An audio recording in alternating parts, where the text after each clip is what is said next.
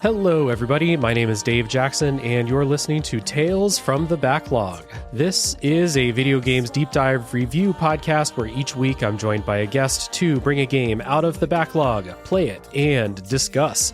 I have two wonderful guests with me today. Both are friends of the show, Fireheart Media podcasters and patron saints of the arts. First of all, we have the host of Jala-chan's Place and a panelist on the Level podcast. Welcome back to the show, Jala Prendes. Hello, I am here again. Yay! Good to have you back. And we're also joined by a host of Monster Dear Monster, returning after a short break from the show on Tales from the Backlog. Welcome back, Dave Cox. Hey, glad to be back again. Yeah, good to have you both back on here. Second time for each of you on the show. Jala was on the Resident Evil 4 remake episode with Adam Bucheri, and Dave was on the Dave the Diver episode previously. I think that we have a game that at least Dave and I will have a little bit more fun talking about today than the previous one. We're going to talk about Decarnation today, which is a psychological horror game developed by Atelier QDB and published by Shiro Unlimited for PC and Switch in 2023. And that is going to be the first of many French words that I mispronounce throughout the course of this podcast. So something to look forward to, everybody. If this is your first time listening, thank you for stopping by. Here's how spoilers work on the podcast. We are not going to spoil the story for a while, and there will be a link or a timestamp down in the show notes for when spoilers begin for Decarnation. So if you haven't played, don't worry. You can just tap out when we warn you that spoilers are coming. So, of all the games in the horror lineup in October, I think Decarnation is the least well-known of them. So we have some quick pitches at the top for what Decarnation is. I say it is true crime and psychological horror by way of RPG Maker. Jala, what's your pitch? I'm going to come back to RPG Maker later, but later on. Yeah. Anyway, so mine would be a deeply psychological and, at least for me, thought-provoking and reflective dive into the dark side of the experience of being assigned female at birth and living in the male-dominated world. Absolutely. And Dave, what's the pitch? The pitch is 80s French pop music all the time. All the time. Yeah. Every situation. Especially that one song. Well, I'm sure you'll put it in. Oh, it'll be in the episode for sure. That song's great. And I can't pronounce the name, so we're just going to call it that song for now. I played Decarnation on PC and Steam Deck. I moved back and forth between the two, mostly Steam Deck though. Steam Deck worked fine for me. Just want to give a shout out for that, although the font size is minuscule unless you go in the settings and make it bigger, which you can do. But I played most of this on Steam Deck, 6 hours to play. How did the two of you play this? So when I played, it was 4.5 hours both times. Originally, I was the one who made you play this by talking about it constantly. We'll get there. But, anyway, both times I played, it was 4.5 hours for me. And Dave, I think you were 5? Yeah, 5 hours, I believe. I played this on the Steam Deck as well. And my playthrough came many months after Jala's, but I did vicariously over the shoulder watch her play most of the game. So it was kind of reviewing key points and then giving my chance to engage with the gameplay aspects of this particular game. That's true. Yeah. So I guess when we talk about the our histories with the game, our histories here both begin with Jala for why we played Decarnation. So Jala, I'll ask you first. What was it that originally brought you to Decarnation? Well, I was looking around on the Steam summer sale last year, and I was like, what's new? I don't know what some of this stuff is. And I'm scrolling around, and I see the logo art for Decarnation, which is pretty eye-catching.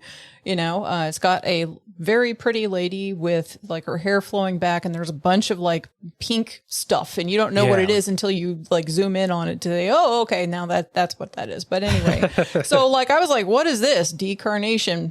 And then I'm like, oh, it's a little horror game. Okay. that's up my alley. Okay, it's a little adventure thing. Psychological horror, that's even more my thing. Great. And anyway, there was a demo, so I went ahead and played the demo because I'm always do that if there is one before I pick up a game. Yeah. I don't need to add to the backlog unless I'm actually going to realistically play it. So played the demo, was immediately hooked by the demo, and was like, okay, yeah, push by. I'm getting it. And then I promptly talked about it on the level. And then after I did that, I was talking to God and everybody about this game. And like, come on, everybody needs to play this game. Somebody please play this game so I can talk to them about it. So here we are today. Yeah. And then for Dave, I assume that like part of it is we had talked about the three of us wanted to do a podcast about pixel art horror games. But was like outside of that, was Decarnation something that you thought you wanted to experience for yourself? I know you said you watched a little bit of Jala playing it the first time. Oh, yeah, absolutely. When she was looking, because I was also there when she was going through the Steam store previews, and we were looking at, I think, 2 or 3 games at one time. And just the screenshots was like, yeah, this is my jam. Just looking at like the background art and the psychological horror angle. I'm like, oh yeah, big fan of Silent Hill. This seems to be doing some kind of things like that. And it looks like weird and grotesque. And there's a lot of stuff going on here that is my jam, provided the demo holds up, and it did. And then I was like, oh, I should play this sometime. And I did eventually. Yeah. So for me, it was really a combination of 3 people. And the third, I'm actually not sure if they played this and talked about it. It's been so long. But it was Jala first talking about it. Like you said, shouting from the rooftops. You want everybody to hear about it and give it a shot for themselves. So it was you. It was Jill Grote from the Indie Informer. She wrote a review on her website, and I like to keep up with what Jill's doing over there. Shout out to Jill. And then I want to say Adam Bucheri talked about this, friend of ours, mutual friend of ours. I don't remember specifically if Adam did, but Adam is always talking about various horror games, so it's not a bad guess if it is a guess. So without the 2, possibly 3 of you, I would have probably never heard of this game because no one else out there is really talking about it. Like I look at the Steam reviews, there's, 600 or something like that, which is not a huge number. I don't see the video essayists that I follow talking about it. I don't see people talking about it on Twitter, really. It's just, the 3 of you talking about it. So that's what put it on my radar. I bought it a while ago. I think I bought it last year and then just sat there and I put it on my backlog resolutions for 2024 to make sure that I played it because I don't want to suffer the wrath of Jala for saying I'll play something and then never playing it. Just kidding. Yeah, this is a game that graphically, I guess it could have, but when I was taking, it was like Psychology 4.0 something, back in college, I did my term paper on the anime Serial Experiments Lane, and that was a deep dive into psyche and all kinds of things. This also easily merits that same kind of treatment where you can sit there and probably do a term paper or a thesis on what this game is bringing to the table. Oh, yeah. Yeah. In terms of anime, I would say the thing that I think of when I think about this game is Satoshi Kon's Perfect Blue. So that particular movie and how it deals with, just like the male gaze and, having a lady of some renown and all of that and what happens with that and the breakdown that occurs. That is really what this feels like to me. Yeah, 100%. So I knew about that kind of thematic focus before I started playing it, obviously, because I had heard you talk about it, whether it's in Discord or on the level and stuff like that. So that was one of the things that boosted it up my list of things to play, because I'm interested to see the artistic expression of that. And it's something that not a lot of video games are covering. Certainly not the AAA gaming industry is not really doing this kind of thing. And then the thing about indies is there's an indie game that's doing everything under the sun, but you have to find it first because there's so many. So that was something that drew me toward playing this, because I do think this game is doing something that it's using the familiar type of thing, like psychological horror, but doing it in a way that a lot of, like, I haven't seen another psychological horror do the plot setup that this game does. And I don't want to say too much right now, but it's a really, really unique plot. Like, when you write down what happens in Decarnation, I've never seen another game do this with, and that's why I said like that true crime angle at the beginning in the elevator pitch. And then within that, the exploration, the classic psychological horror explanation or exploration of the psyche of the main character is really, really interesting. And then all those other ways, like you said, in a world dominated by men, how does this woman of some fame, some public notoriety, what's her life like? And the way that this game explores that, I think, is really interesting. You mentioned the pixel art. It's fantastic. The animations are really, really good. And I thought the writing was really snappy and fun. And also, it's important to note that the narrator is an unreliable narrator as well. So that's something to bear in mind when it comes to, like, if you come across this game yourself and you decide to play the demo, like, just have that in the back of your head, because you're never quite 100% sure in certain scenarios, at least until you get a little bit in. And even sometimes you're not really sure until, like, it resolves itself, whether or not you're in the real world or inside of the main character's head. Yeah, 100%. And then I guess the last thing just to say before we dig in proper, top level thoughts here, this, Dave had mentioned the gameplay in Decarnation and how the gameplay is, something to experience. And like when you look at a screenshot, you would maybe assume that there's not a lot of gameplay in here. And there is actually a fair amount of little mini games and stuff like that. And that was nice sometimes wasn't a big fan. It's a bit of a mixed bag there, but I don't know. It's one of those games that makes me wonder, would this game have been better without all of that stuff? But some of it, I think, does add to the experience. So we'll get more in depth on that a little bit later. But what I will say is, when you come across any of those moments where you're not as much a fan of what it's doing with the gameplay, the thing is, it's also very gracious with the saving. It's frequently saving itself automatically, and you're not penalized. So, like, there isn't really like a barrier in place when you have those moments where you're like, oh, I hate this particular part of the gameplay. Like, usually it's not really stopping you. Right. 100%. Let's put a pin in all these various points. We will listen to a bit of music from Decarnation, and when we come back, we will set up the story.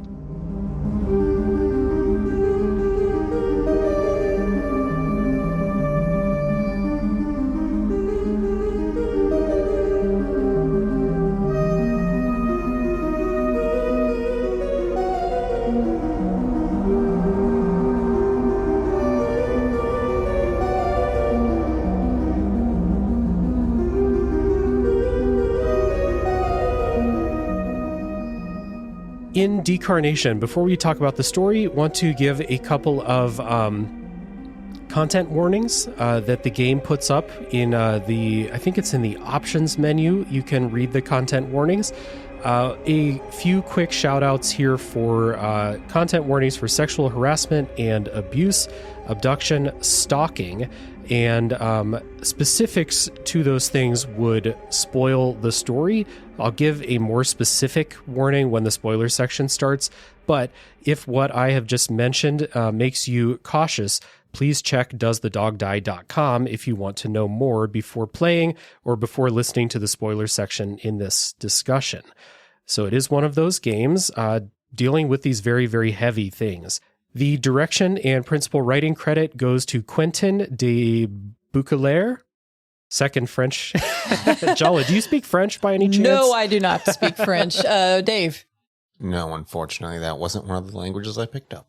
Okay. Right. But I will say, so the guy who did this, and it is a guy, he, him pronouns at least, I did look that up, really nails the femme perspective in a way that is actually really surprising and sensitive, and it's great.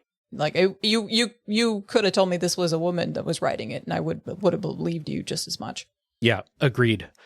This game is set in Paris in 1989. You play as Gloria, who is a dancer in the Black Swan Cabaret.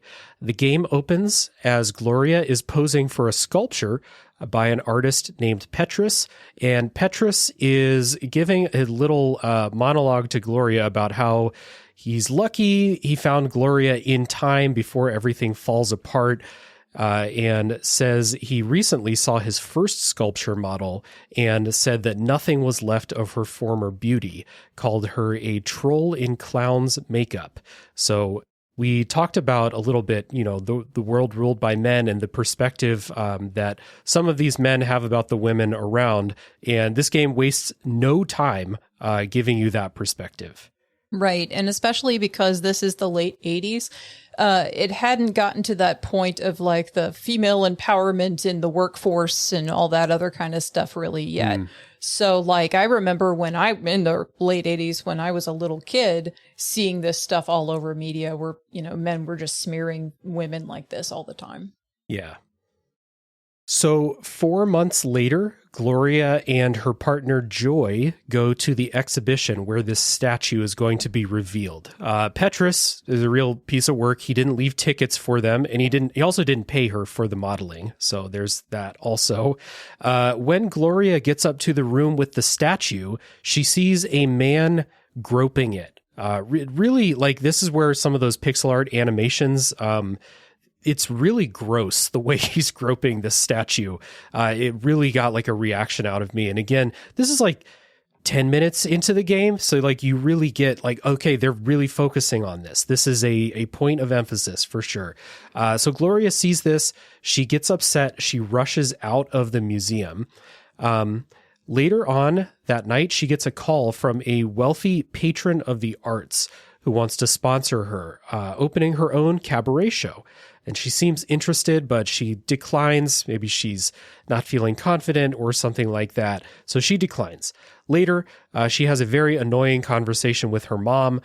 At the cabaret, her boss, quote, graduates her up from dancing to coaching, kind of saying you're too old to be dancing now, against her wishes.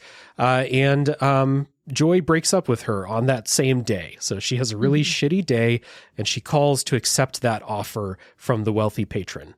Yeah, all of those bad things happened right before she declined until she saw her mom. And when she talked to her mom and she had that conversation with her mom, and her mom is just like, acting like a real piece of work, that's when it ends up being like, oh, Gloria decides to call back and accept.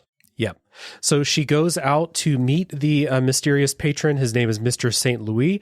And that's where I'm going to stop. We're not going to tell you what happens when she goes out to meet him, but shit gets real wild when she goes to the meeting place. And then the story of Decarnation really kicks off from there. And what I've just described is about 30 minutes or less of the game. So you get a nice introduction to Gloria and her life and the characters and people around her. And then Decarnation begins. So this, as a lot of psychological horror games are, this is a partly there's a plot that happens, but it is also a character study of Gloria. And we've already mentioned a lot of things that the game brings up early on, like how the people in her life view her boss, her mom, her now ex-girlfriend. This character study of Gloria is shown through like really amazing, expressive pixel art and landscapes, we'll say, like psychological horror-y landscapes that you go through. So what did the both of you think about the way they explore her character? So for me, the first thing that I thought was that this is more or less a hero's journey. Like the entirety of the game kind of runs through a hero's journey where you've got, like the innocent person at the beginning who has to go through all these trials and tribulations and has these different stages that they go through until they get to the end where they resolve their conflict. And that's really what is happening with Gloria here. Yeah, we'll talk about that in specific after the spoiler wall, but that's pretty much right on the money for as far as hitting the tropes of the hero's journey. Also, because of the way the game is framed and then the gameplay mechanics as you encounter them, you get a good taste of most of them in this introductory section. A lot of it's sort of button waggles and some just inputs or like a rhythm game. Yeah. And those all feature increasingly so as the game progresses. But a large part of this is you are firmly rooted in Gloria's like point of view. So not only is the narration unreliable as you kind of come to find out, but the perspective is questionable on the count of her interactions with the people around her, and you don't really ever get anyone else's like side of it. You're just getting her interpretation of what she feels like when people are talking to her, and that kind of draws into question how exactly her relationships are, because we have a snippet of her in like a bad time in her life. You know, we don't have her day to day. We just have this moment of like, wow, everything just really crashed down. And then, you know, in despair, you're reaching out for like a beacon of hope that would change your life for what you want, or what you assume to be the better. Right. And something else to note, too, is that although this is a character study of Gloria and it is dealing with the harassment and the, you know, experience of being a woman in the world and whatever, it's also Gloria having to grapple in different ways with aging. Yeah. That's from the beginning, from the very first, you know, interaction with Petrus, he's talking about aging and how, you know, he's glad to have caught Gloria before it was too late. And then, you know, Aldo, her boss, ends up, you know, sidelining her because she's too old, because she's almost 30, you know, and things like that. And as someone who is a dancer and was for a very long time considered to be attractive, and then now is aging and now is apparently turned into a massive hag. I mean, like, I can understand and relate to the kind of anxieties and things she has, but she also has like age differences in her relationships. Like Joy is younger than she is, and her relationship with other characters that we talk about in a little bit past the spoiler wall. There's age differences there as well. Yeah, so the age difference, I think, is shown to you through her role as a dancer, which is a good way to show, or the focus on aging is shown to you through her role as a dancer, which is good because it's a good role for her to have because it's public facing and people seem to like her at the cabaret. One person in particular really likes her, but that doesn't seem to matter for we'll say the men who are in positions of power, especially early in the game. And then there is a little bit of commentary also on how society views artists in general, which I think is, it's a secondary theme here, but was something that I pointed out as interesting that they explore here. The main one that we've talked about several times here is this harassment and objectification of women seen very early on in the story, and how it escalates and how various different characters have their own version of it. And again, Gloria is a public facing performer, which is, I think, a really relevant position for her to be in because everybody sees her. And so like these types of opinions and parasocial relationships and things like that can form so much quicker with she's not like world famous or something, but like the people who go to this ballet or this cabaret, they know who she is. She's a headlining act there. So the fact that she does have this gives this game a really good like vehicle to explore this type of thing. And there's so many ways that this goes throughout the story. We'll have a lot to talk about in the spoiler section, but this is a really clever way to explore this theme, I think. Agreed. Yeah, the game hits a lot of different levels of society and how it's not just the male gaze, but like social gaze, and then how that's perceived on both the receiving end and a little bit on when you're viewing a notable figure, or in this case, you've assigned a special, like you put someone on a pedestal, literally you put a statue up on a pedestal. And not only is this just, Gloria's story, but it's her grappling with herself as a public figure, and then her grappling with herself as a literal like work of art, and how that's received, because that becomes integral in the latter part of the story. It is good to get it from both of those angles. Like, you get her, the live performer, the dancer, and then you get her, the statue, later on. And there's some of that conversation between Gloria and Joy really early on in the game about, like, there's this big statue of me being displayed. Like, how much of this is me? And people who view this, what do they think of her, this person, who is supposedly aging, as told by basically everybody else in her life that we meet early on here. So to have that captured, like in bronze or whatever that statue is made out of at the beginning of the game, to have that kind of moment captured, or like this transition period as people are telling Gloria, like, you're getting older, it's time to coach the girls instead of dancing, and things like that, to have that captured up there. And then to have this guy at the exhibition just really going to town on that statue in a really disgusting way.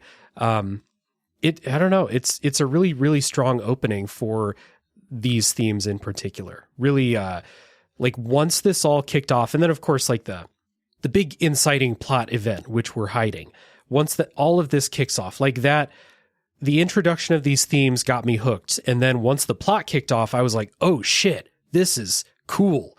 I can't wait to see where this goes.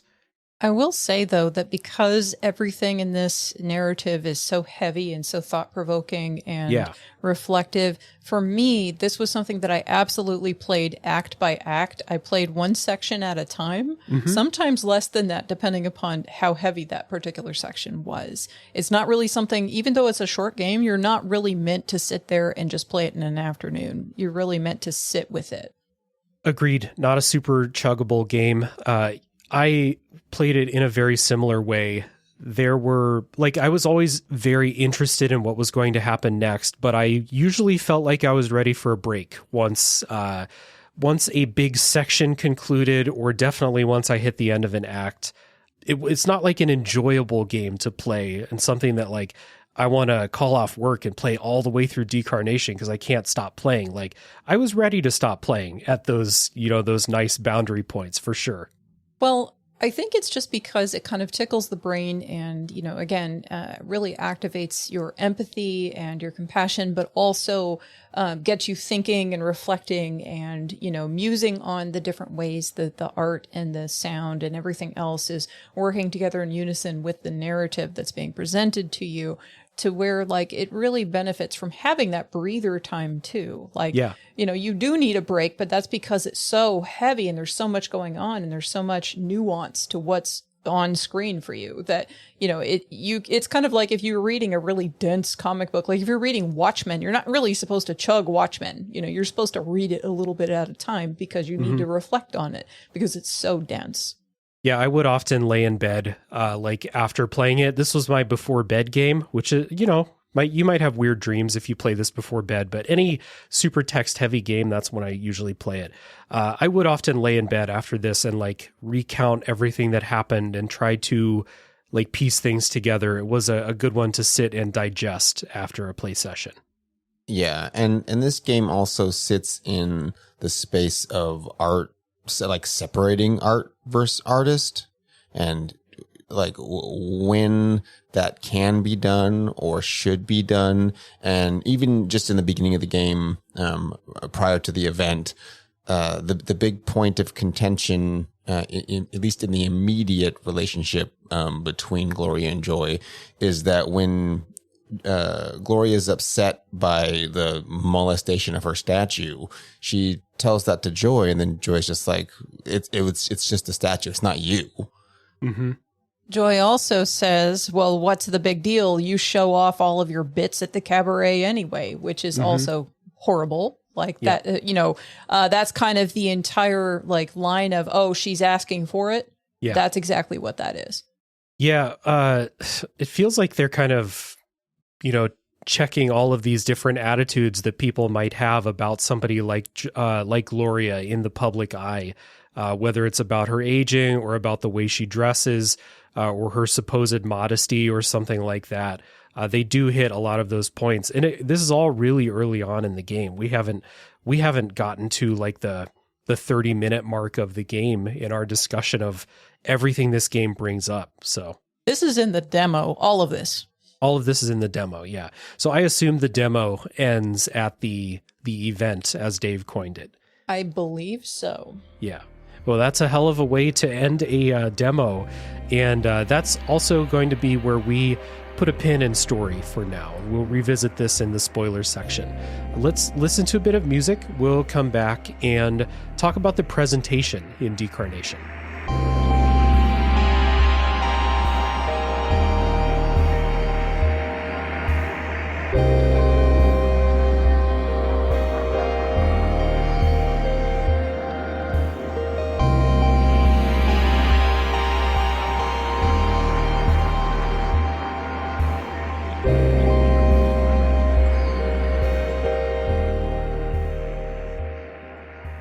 Visuals in Decarnation, the principal artists credited are Johannes Good luck. Rakatoa Simbola and Brian Tebus.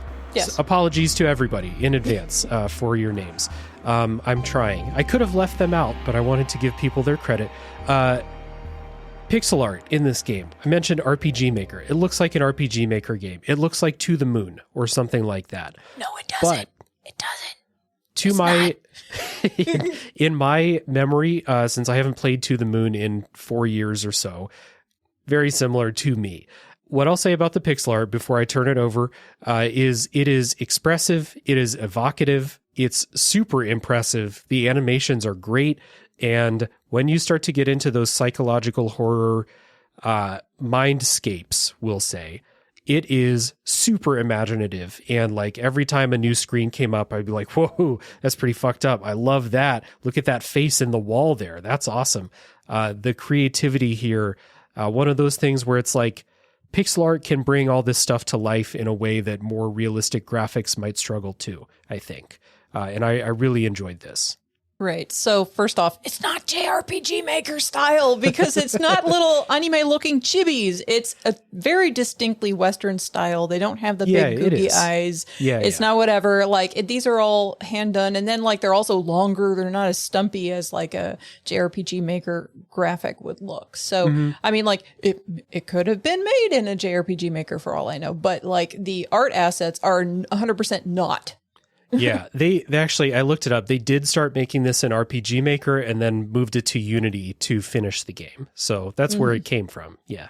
Yeah, like the way that it moves and stuff feels like a JRPG Maker game, but the look of it is not a JRPG Maker look. It's all hand tailored. None of these assets are borrowed from the JRPG Maker. Like you might see some of the assets tweaked a little bit in basically most games that are made on RPG Maker, but this one does not have that.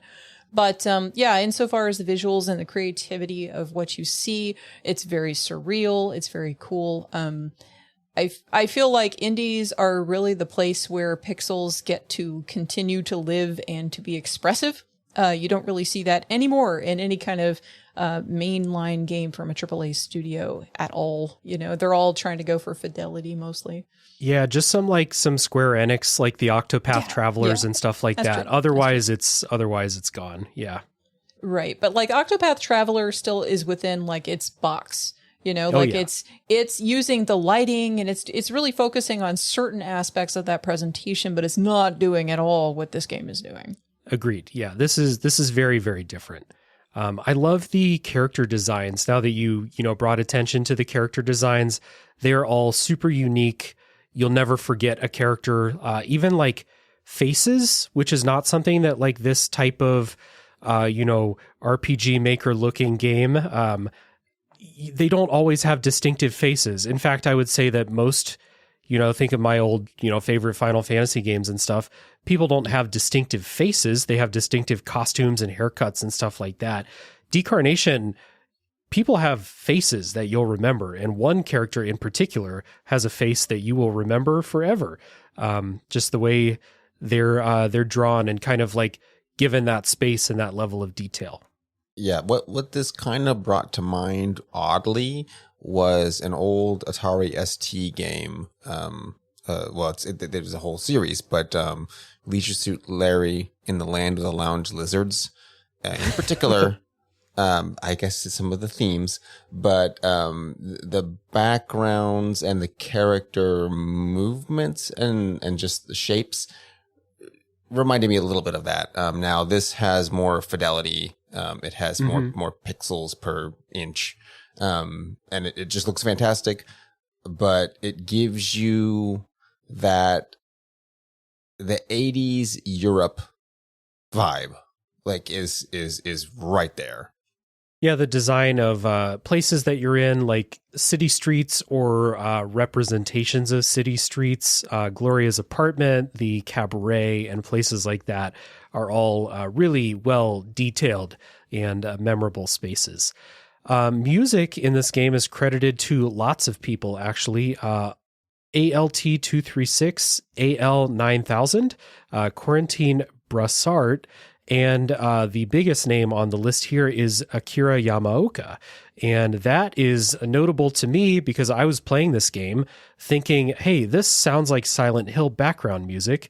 And then I was talking with Jala and she mentioned, hey, Akira Yamaoka worked on the soundtrack. And I was like, fuck, that, of course, it makes perfect sense. Like you're going through some of these psychological horror spaces. And to me, Silent Hill music has two things. Well, three. There's the rock, which is not really in this game.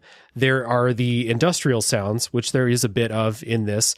But what sticks out to me when I think of Silent Hill music is these huge room-filling sustained chords that will just go for measures at a time and then shift, and then a couple more measures of just this chord being held. And this game has that too. And so I would hear that and be like, this sounds like Silent Hill. Son of a bitch. It is the Silent Hill guy. Right. And that's a thing. Silent Hill was also cited as one of the inspirations behind this game, along with stuff like David Lynch, Satoshi Kon's works, things like that. Also the original Alice in Wonderland, like the original book, not like the movies or anything. So you get a little bit of all of those different flavors when you're going through this. And Dave, I believe you also said this looks a lot like Suspiria in some ways. Yeah, some of the things they do with lighting in particular, because it's stage presentation-esque and dancing centric. There's play with the red, green, blue that will form like a white spotlight or the lights on a stage. That's very Suspiria coded. As well as the film's images, which is I think I want to say 1969 or maybe it was 73, somewhere around there. Or a few of Ingmar Bergman's works like Persona. So those, if this is something that interests you as far as like themes, then those movies will also deliver and give you like a very, very strong visual component. I'll also put it out there that like Persona 4, or really I guess all of the Persona video games, their kind of whole thing about going into the dark parts of your psyche and then having to come to grips with them and stuff like that plays a part in what's going on in this game too. So, but also wrapping back to the music though, Dave, what does the music remind you of? Well, aside from the aforementioned Silent Hill, I didn't really get anything else out of that. The Euro pop was just ever present. Yeah, nothing particular. Go ahead. I don't have anything that it reminds me of, but something that I think is interesting that they didn't do now that I'm reflecting on it is that they use the Silent Hill music type of music in a lot of the parts that are creepy and stuff.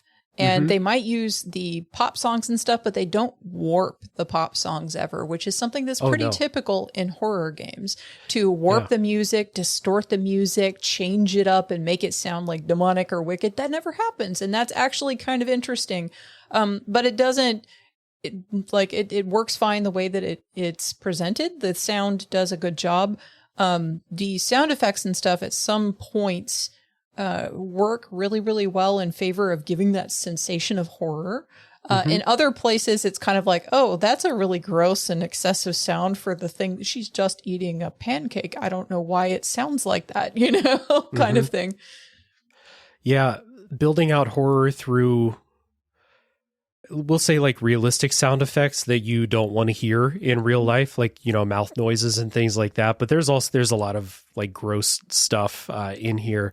But maybe it's just the sound of dripping water or other things to build out ambiance in the place that you're in. Really, really, or just, the movement of a security camera from side to side when there's not a lot of other sound going on in the room at the time. That stuff is really, really good. Those pop songs, like you said, they're not warped for horror effect. They are just pop songs thrown in here. And it's because Gloria is a dancer, and these are the songs that play when you do your rhythm minigame thing.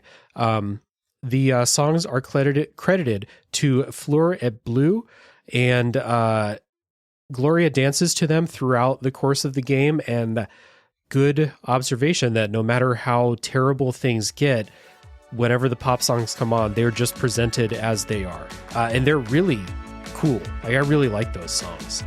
Yeah, and we'll get into that because there's a specific reason why that's the case.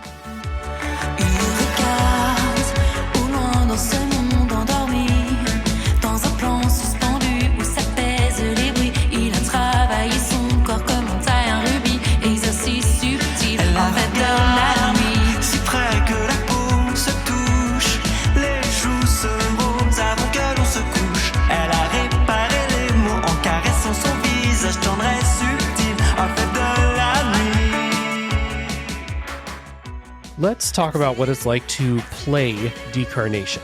And so this is, presented from that perspective, that top-down perspective, and it has some adventure gamey puzzles, but they're very, very light. Most of the time, it's like there's a key item hidden in the room you're in somewhere, and you need to go interact with stuff to find it. There are little puzzles. There are light stealth sections. There's a boss fight. There are these rhythm game, mini game dance segments. There are QTEs to like maintain your balance when Gloria's doing stretching or trying to balance on something small and jump, things like that. What did we think of all of this gameplay? Because when I saw this game's aesthetic, I wasn't expecting this like varied amount of types of things that you're doing, we'll say. I was expecting To the Moon. So as far as the gameplay is concerned, I wasn't like 100% on board with it. I thought there was too much of it. And it's very either by design or by virtue of it maybe being included more toward the end. This was not the game's strong suit. Its narrative is great. I would prefer this maybe to have been in a more visual novel style, not the artwork, but just how you're interacting with it. However, the gameplay mechanics are intricately tied into your sort of ability to put yourself in the shoes of Gloria, because you have to be firmly entrenched in her as a person and what she's going through. You are Gloria. So that's reflected by, I think, the difficulty curves that are kind of thrown into the gameplay itself. Yeah. And the gameplay generally will reflect things that's going on with her as well. Particularly the puzzles. But the frustrating part is the reaction between the button presses and then like what happens on the screen. There's a lag, and that makes it feel unpolished as far as that aspect of it. Absolutely. All of those things. Obviously, we talked about this a little bit previously, seconding all of that. But yeah, for me, the gameplay elements at first, like that was the first thing that I complained about when I started playing it, and I talked about it on the level, is because I was like, I don't really know. I was kind of on the fence about what I thought about the gameplay itself. Just because there are so many different types of gameplay, and granted, like they teach you how to do the rhythm minigame, and you do it a couple of times before it becomes important, and then when there's actually a fail state if you don't do it right.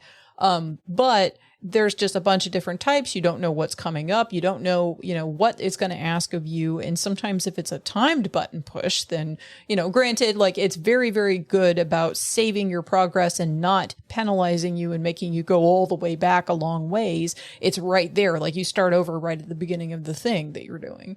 But at the same time, it's still a time tax to sit there and jack with it and be frustrated with it.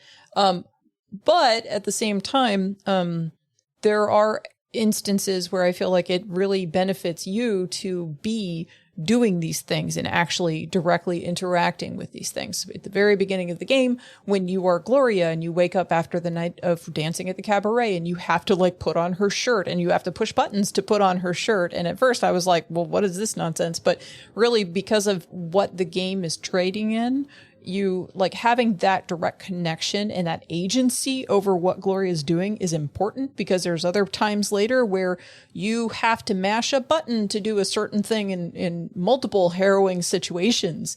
And you feel all kinds of feelings about what you're doing, but what you have to do it. You have to push the buttons.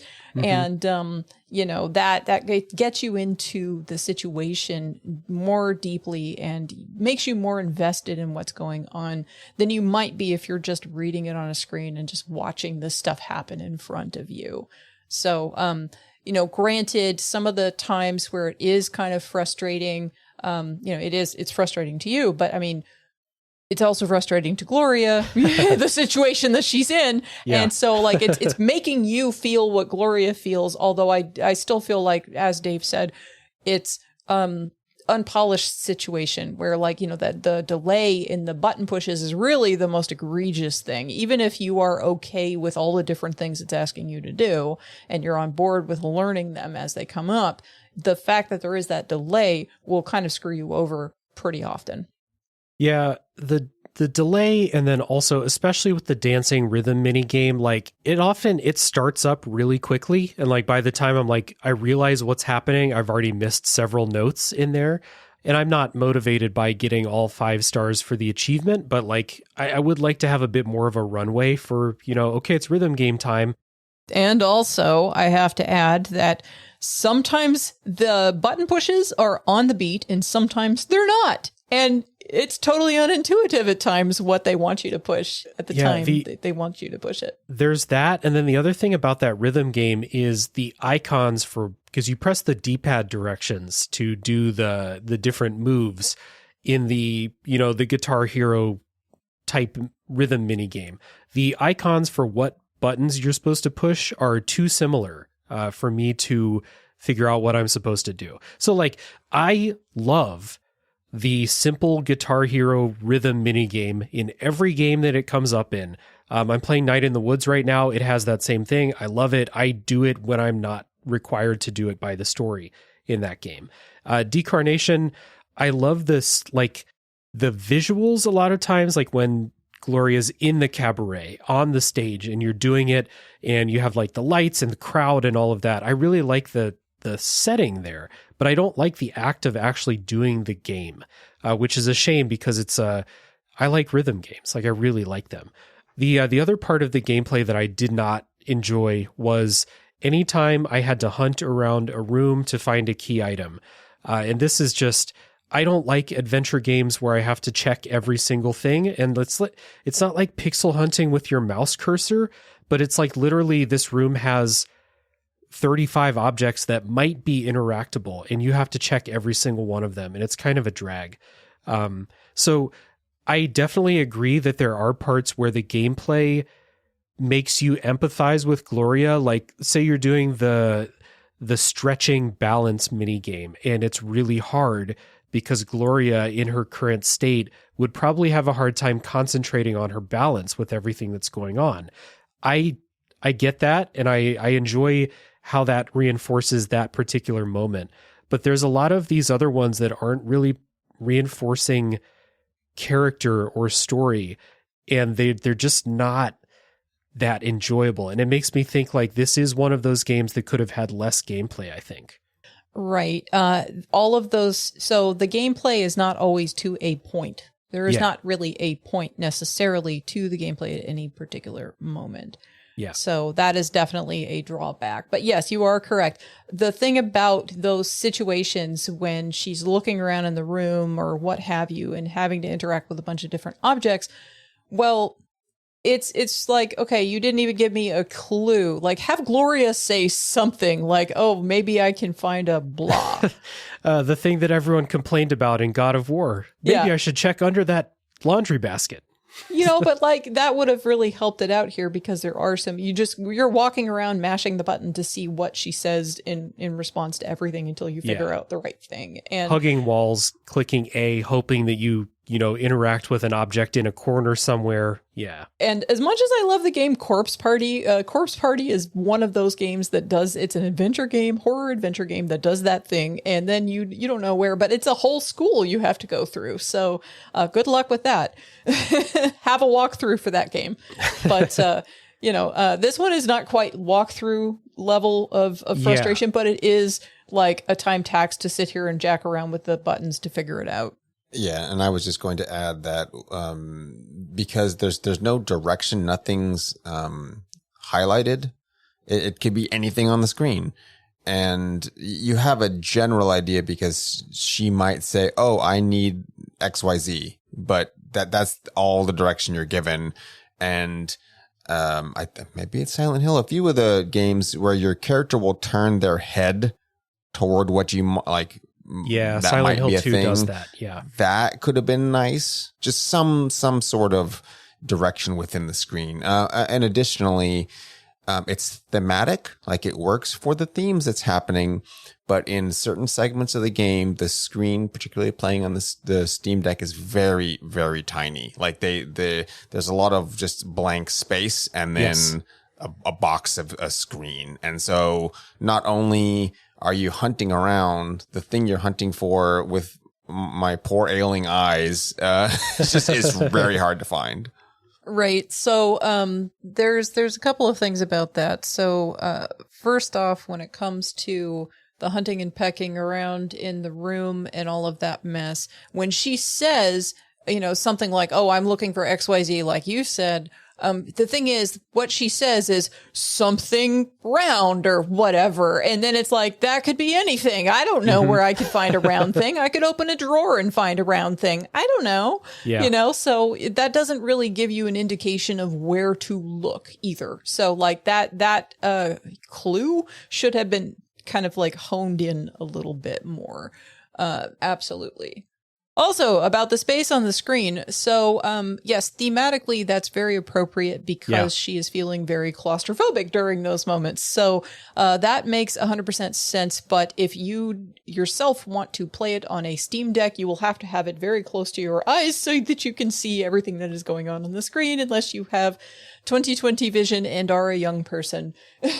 Yeah, it's I was gonna say, like, I appreciate the experience of playing like very narrative heavy games on the Steam Deck because I like to play them in bed before I go to sleep, and then I have weird dreams about what happened in Decarnation.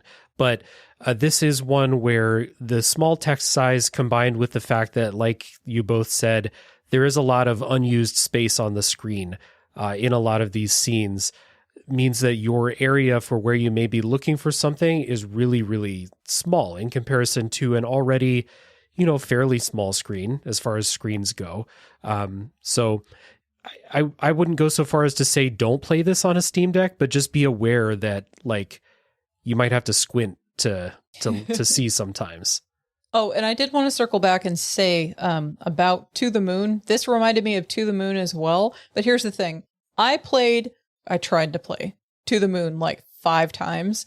I have tried and bounced off it several times. I got about halfway, and that's as far as I could get. And the problem with it was the gamification. I couldn't stand it. It didn't feel like it was additive to the gameplay or even pertinent to the gameplay at all. And that was my big issue. So I never finished that game. But in this game, even though I do have some vexations with the gamification that happens here, it's not so much that it made me set it down. It was just like a mild irritant. Yeah, everything that we're talking about that might be irritating, either you don't have to pass it, like you don't have to pass the rhythm game. You can do your best and it's over when it's over. So it's either stuff like that, or it's stuff that, like, once you pixel hunt around and you find that key item that was hidden, under a cabinet or something like that, then that part's over. And that part lasted all of 45 seconds or something like that. So while I don't think that a lot of these mini games and little gameplay sections are like great from a play experience, they're at least short, which is a mercy, I suppose, that they gave us, is that even if you don't like it, it will be over soon, which doesn't make it good, but it is over soon. Right. Well, the thing is, we're kind of hovering on that because that is like the major thing that is quote unquote wrong that we all feel about this game. Like, This is the thing that is the struggle point for us.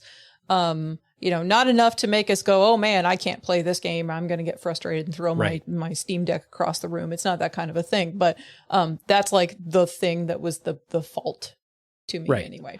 Yeah. And it's, honestly, it's not going to be the thing that I remember about Decarnation 6 months from now. I'm not going to remember looking for a key item in a room, but I will remember the stuff about the story. So maybe we're giving outsized attention to gameplay issues, but we do talk about the game that you're playing and all facets of it.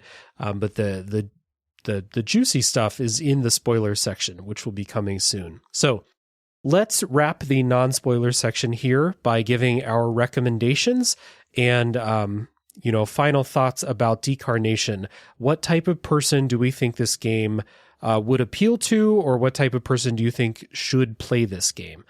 Dave, I'll kick to you first. Yeah, so if you like character studies that are relatively light on puzzle, heavy on narrative, and just have a little sample of gameplay kind of sprinkled throughout, this could be right up your alley. However, bear in mind that those content warnings are there for a reason. The themes are heavy. The game probably, it can't and probably shouldn't be played all in one go. Yes, it's like about a 5-hour average experience, through, I believe, 6 chapters. So just take those at leisure, a piece at a time, give yourself a little bit of a break. Because I think, it does a lot of the heavy lifting for you, but you will feel probably a bit drained, at the end of each chapter. Agreed. Jala, what would you say? So about this game, overall, I would just say that this game really knows what it wants to express and how it wants to express it. It comes out of the gate really strong when it comes to visuals, narrative, audio, all of that.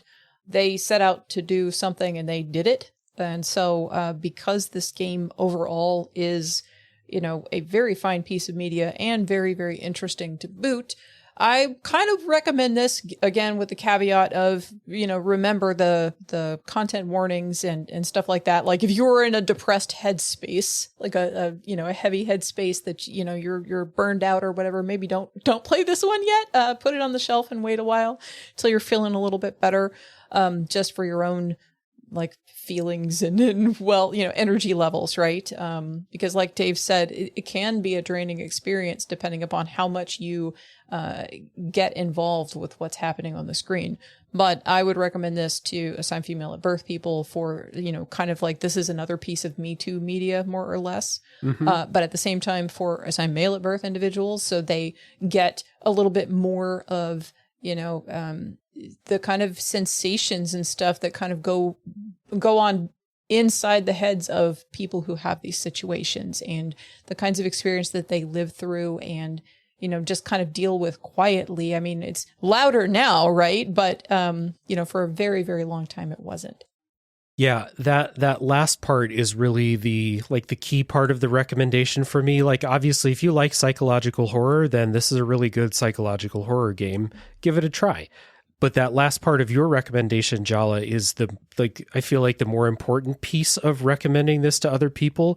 The beauty of game making tools becoming more accessible to people and people not having to make the focus grouped video game that appeals to the masses means that people can tell really specific experiences, and that people might benefit from, a secondhand experience via playing a video game or something like that, could see this and then go on and empathize in your real life, because this does feel very real to different degrees of the experience that people have in real life.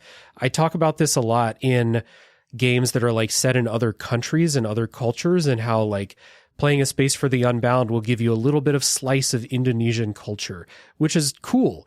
This is much closer to home for a lot of people. And it might actually be the experience, not to the very top of like the most extreme experience that happens in Decarnation, but there are certainly things in this game that I would venture to say that just about every woman listening to the podcast will have a firsthand experience with. And so for people like me, this is a type of game where you play this, experience this through the story of the game, and have like a higher level of understanding and empathy just from one more experience with something like this. Not to say that this is like my introduction to the struggle of women in the world run by men, but every new experience, every new story with this type of perspective, or any perspective that's different from my own, is valuable and worth having. And this is another one of those that I think is valuable for a lot of people to play. So again, like the both of you said, with content warnings in mind, I recommend this to just about everybody, unless you... It's not even that scary. It's not a horror game. There might be like a jump scare, something like that. But so even the people that don't like horror games, I think, should probably play this. It's really good. And we'll get into the exploration of the themes and stuff in the spoiler section, but I think that is really well done too. And the exploration of these characters and the way that they act is awesome. So yeah, pretty easy to recommend to a lot of folks. So let's do a little bit of housekeeping before spoilers, and housekeeping always begins with the guests talking about the things that they make. Jala, you have the microphone right now, so I will kick it to you first. Tell everybody about Jala-chan's place and the level and where people can find you. Okay, I will start with the level because that's easier. So yeah. The level is a weekly video game roundtable show. I've been on it for a decade, but we have a rotating set of hosts because we cannot fit 5 people on the air every time. That there's no way that we would all die. But anyway, so I pop on there every once in a while, sometimes more heavily than others. Just kind of depends on everyone's schedules and all of that mess. But we cover games that we have been playing recently. We do a question out to the listeners. And then we also talk about video game news.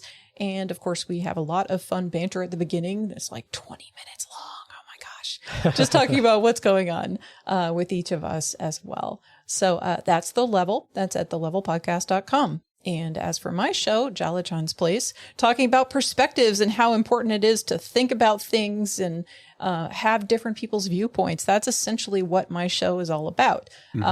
It goes in between media topics where we're covering a book, a comic, a video game, a movie, whatever, something, some kind of media. And then we're also talking about topics, real life, serious topics. So fat phobia and gender dysphoria and sexuality and attraction and burnout and toxic masculinity and all different kinds of things, like every single kind of topic.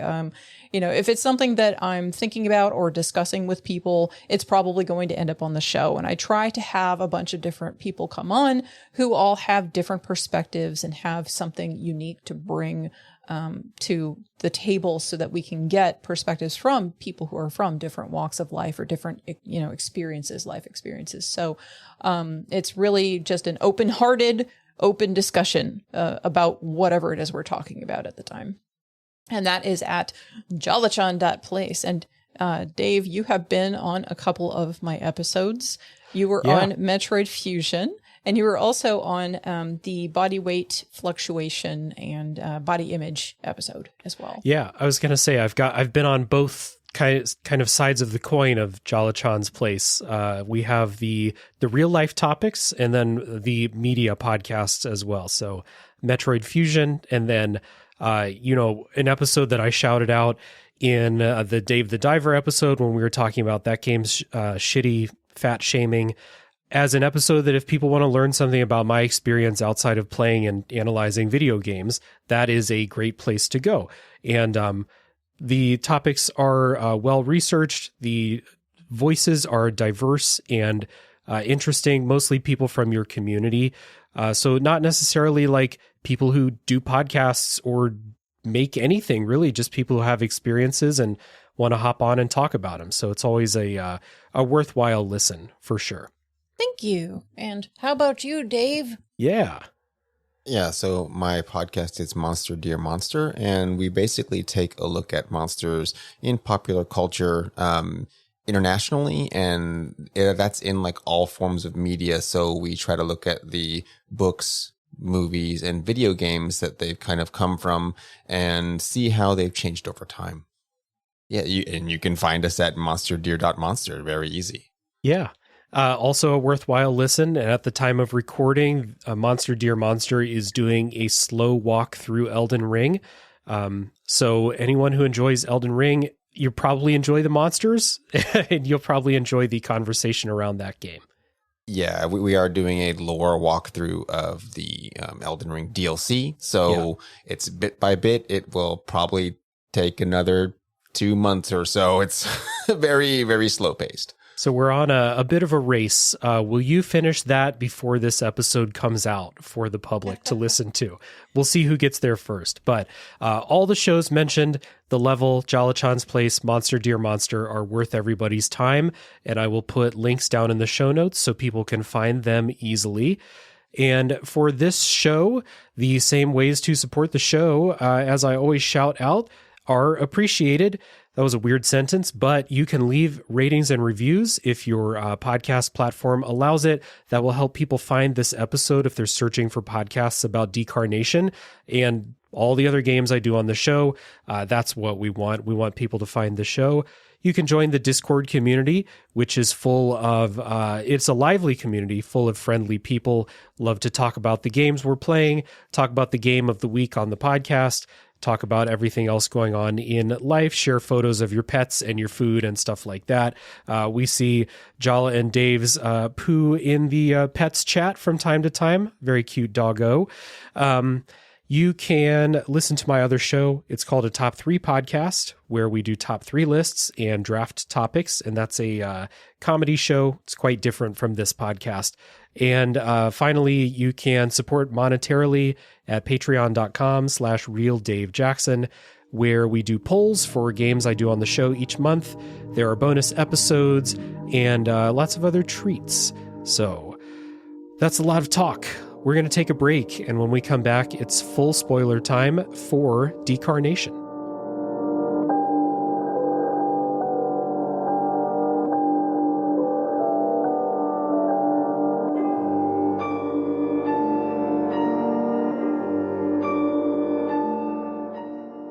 All right, while people are filing out before the spoilers fly, I want to say thank you to the patrons who help support the show. Big shout out to Chris Nelson, the Top 3 podcast crew, Chris Copleen, Eric Guess, Rick Firestone, Nick Fakori, Jill, Jeff, formerly Jerf, Kieran, Soccer, Cupcake, Kyle, Christian S., Matt, aka Stormageddon, JD, Doug Leaf, Jason Emery, Brian Skirsha, Randall, Jake Martin, Jenny E., Marcus O'Neill, and many more. These fine folks have again gone to patreon.com/realdavejackson to kick a few bucks a month and help support the podcast. Big shout out again to all of you. Thank you all so much. And with all that being said, let's bring it back. Full spoilers for Decarnation upcoming.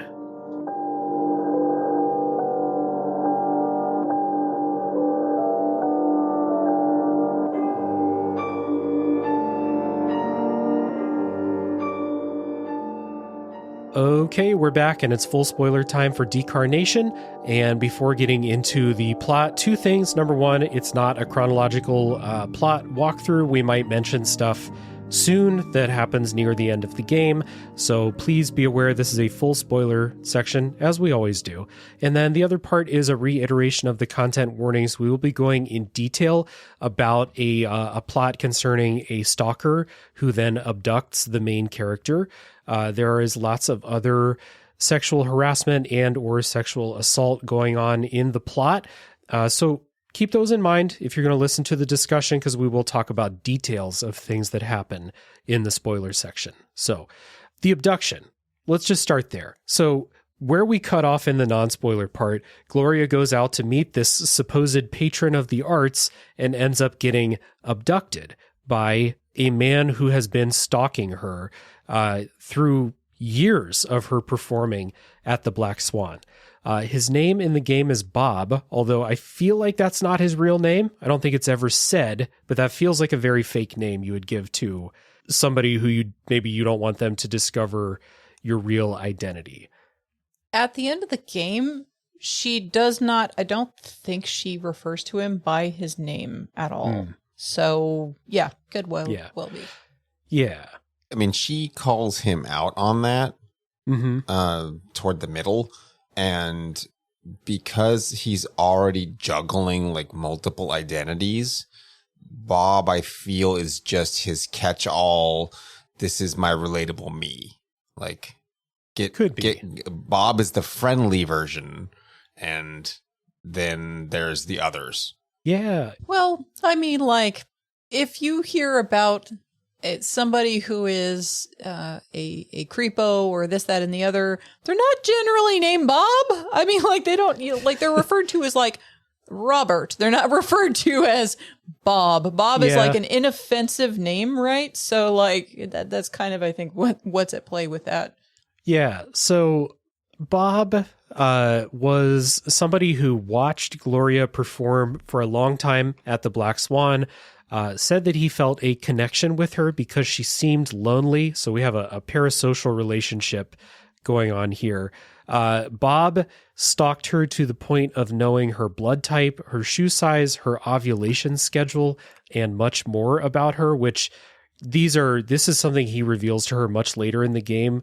As you learn his real identity and like the ruse that he's been putting on falls. And then he reveals slowly just how much of a fucking creep he's been for years and years throughout the story here. And not only that, but he's the guy at the beginning who is sitting there molesting the statue. Yeah. And when that happens, he is behind the statue and kind of like hunched over a little bit, crouched around waist height, and then got his hands wrapped around and everything. And it's just like you see his fingers moving and stuff like that. And like allegedly, he says that he's doing that because he's trying to get the measurements for all of the clothing and stuff that he would then make. He passes it off. Yeah, his grand plan after he brings her home. So he puts up this ruse basically where like he pretends that he's the servant for the master of the house. And so that is his way of forming a connection. It's like a good cop, bad cop thing. Like you can trust me. I'm doing my best against like this oppressive master of the house. Like this master of the house is keeping me down too. We're kind of in this together. Like he sets up that kind of a deal with Gloria there. And this lasts for about half the game, at least, before you figure out, Bob, that this is not a mansion with a master of the house and a servant. Like this is actually a small house. And Gloria's just down in this cell in the basement, basically. Did you all figure this out as you were playing? Like, did you think that, like, did you ever have an idea that there is no master of the house, that it was just Bob? Well, first off, the red flag started way at the beginning, like, you know, when they're having the conversations and stuff. And so, like, I already had major red flags. And so there's something from the Scam Goddess podcast where like that show goes through and talks about different scams that people pull, and then it talks about how people fall for scams. And so a lot of times what they use is the despometer. Like, you ignore the red flags because you are so desperate for whatever it is that person is promising you. And that's kind of what's happening here. He's scamming her, and she is so desperate that she ignores the red flags. And the same kind of thing happens where she forms a relationship with Bob that is friendly and everything like that. And then because she's doing that, it makes, I think it's trying to fake out the player to make them feel like maybe Bob is actually okay because she's being friends with him and everything. But no, like she's just completely ignoring all the flags, Yeah. But yeah, like I was like, oh yeah, this guy is not right. And like, I'm sorry, this is not a thing where he's going to be so held back that he can't do anything for her. And like, especially with the way that she begins to act friendly with him over time, it's like, no.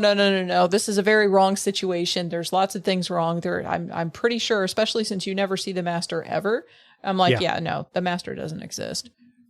I felt the same way. And it was sort of sitting in that misery situation where you just have Kathy Bates as the visible antagonist, but it's like, well, it feels like there's just the one person, and he's just a massive creeper.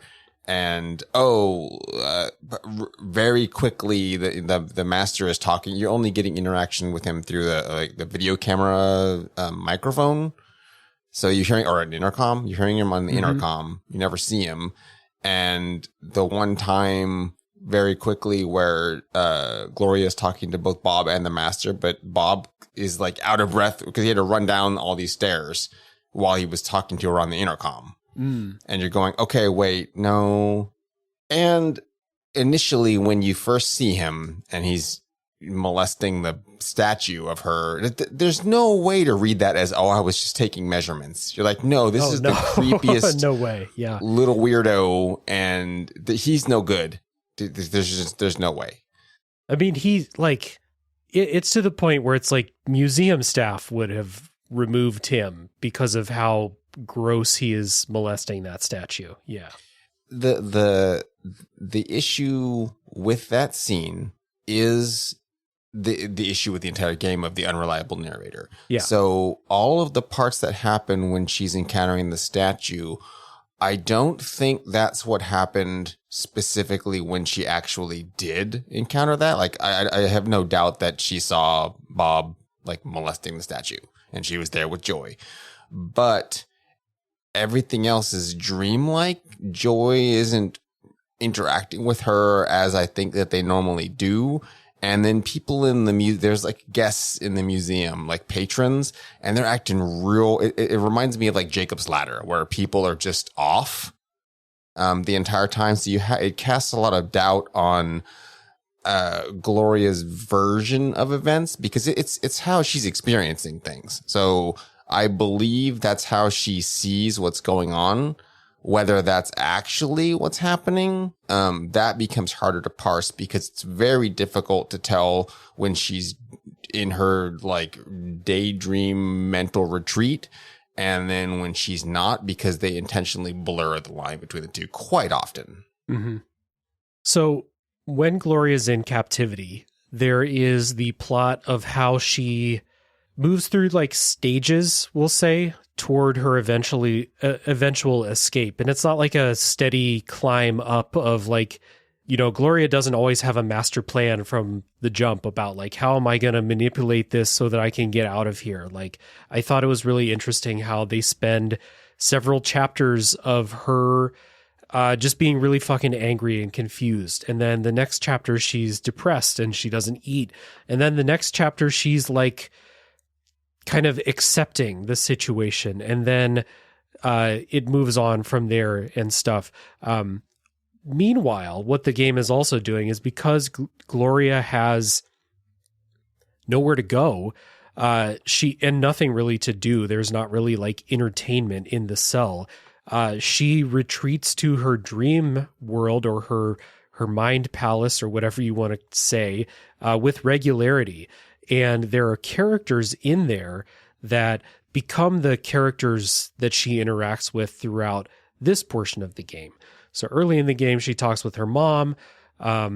She talks with her girlfriend, the guy, Mr. Aldo, or Aldo, Mr. Yeah, Aldo, Aldo. yeah, at the cabaret. In the portion where she's in captivity, she talks to Bob in the real world, but we have these characters in the psyche, basically, that all represent to me different parts of herself. So there is an older version of herself that they call Gray Braid in here. And if we're saying that this is a hero's journey, this is the mentor that they meet along the way in the hero's journey.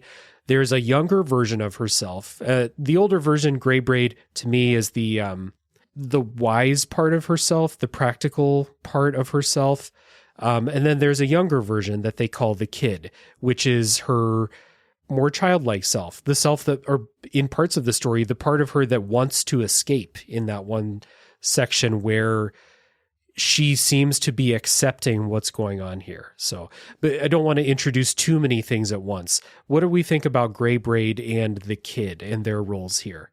So, I know this is kind of like extrapolating out a couple of bits, but stick with me. So let's extrapolate. Okay, so hero's journey, that's a thing, that's an established thing. Well, it also is something that maps to the major arcana in the tarot. So all of the different cards in the tarot, from the Fool, which is number 0, up to the World, number 21, all of those are going through the hero's journey, and they're going on that path. So to me, Gray Braid, even though it is an older version of herself, it really kind of sticks out to me as kind of like the Empress figure, you know, like the figure of like a female, strong female presence that is giving some kind of order to your life, that kind of thing. So it kind of maps to that for me. And the Kid is kind of like the Fool, like the beginning innocent. It's her inner child. It's her inner child, and it's, you know, an innocent that's, you know, stuck in this situation and is just trying to look up towards the heavens while falling off into the cliff, you know, off the cliff face. So that's kind of the situation that I map them onto, but they are definitely aspects of herself. You know, I would say Gray Braid is her wisdom maybe, but it's also her intuition. So that's what I think. And, you know, whether or not she listens to her intuition to, you know, do what she knows is right. Because, like, again, her despo meter was so high that she's like, oh, it sounds perfectly normal to go to this abandoned park to go meet this guy, you know, in this forest somewhere. Like, that's totally a normal thing to do. I'm absolutely going to do that. No red flag here, you know, that kind of a situation. But Dave, how about you? So the game eventually kind of tells you, or it maps the people in her head to her specific, they're not really emotions, they're traits and characteristics like compassion or intuition or inspiration. They get that sort of appellation, and she doesn't specifically make those connections herself. Like they're given to the player, and then she's just sort of along for the ride in her own head. So it's a little strange, because even though we're dealing, or she's dealing with all of her sort of inner demons and an outer very real problem, the player is not. It's not so cut and dry. There's so many aspects of it that you have to wonder just. She's had a hard life. It's not all roses. She has a lot of issues with her mother. I think that's the basis of a lot of the problems that she has in expressing herself. And then the root of her relationship with Joy is predicated, I think, on how her mother was treating her. The game itself is very convoluted in terms of how it's dealing with all of this, because none of it's cut and dry. And when you even try to do that to your, if you're trying to work through issues, it's not a sit down and you just, oh, now all my problems are clear because I thought about them for a little bit. You're taking things one at a time, and sometimes that's a step forward. Sometimes that's 5 steps back, because that's the roller coaster is she's going forward in as much as she's trying to get out of her situation. But she takes a lot of leaps backwards because she has a lot of like internal damage from society and from other things that she's still dealing with. Her quest, her path through this, and then what you get at the end of the game it's not a straight through line, and it's really not a happy ever after, because life doesn't work that way. It's more like, oh, I've dealt with an immediate problem, looked at things that I've been wrestling with. I've identified some of those and know that I can probably start working on them. And then the rest of I got to still figure out what I'm doing. You know, I'm only 30. I am not old. And I've got a lot of life ahead of me, and I have the good fortune to not have like died in this situation, and now I got a lot of stuff to figure out. And she specifically is taking these moments to go, okay, I have things in my head, like I've anthropomorphized my aspects of my traits, and I can interact with them specifically because I can retreat into this mind palace at leisure. So that's a good thing, because then I can like bounce. I'm my own therapist. I can bounce stuff off of myself in my head forever.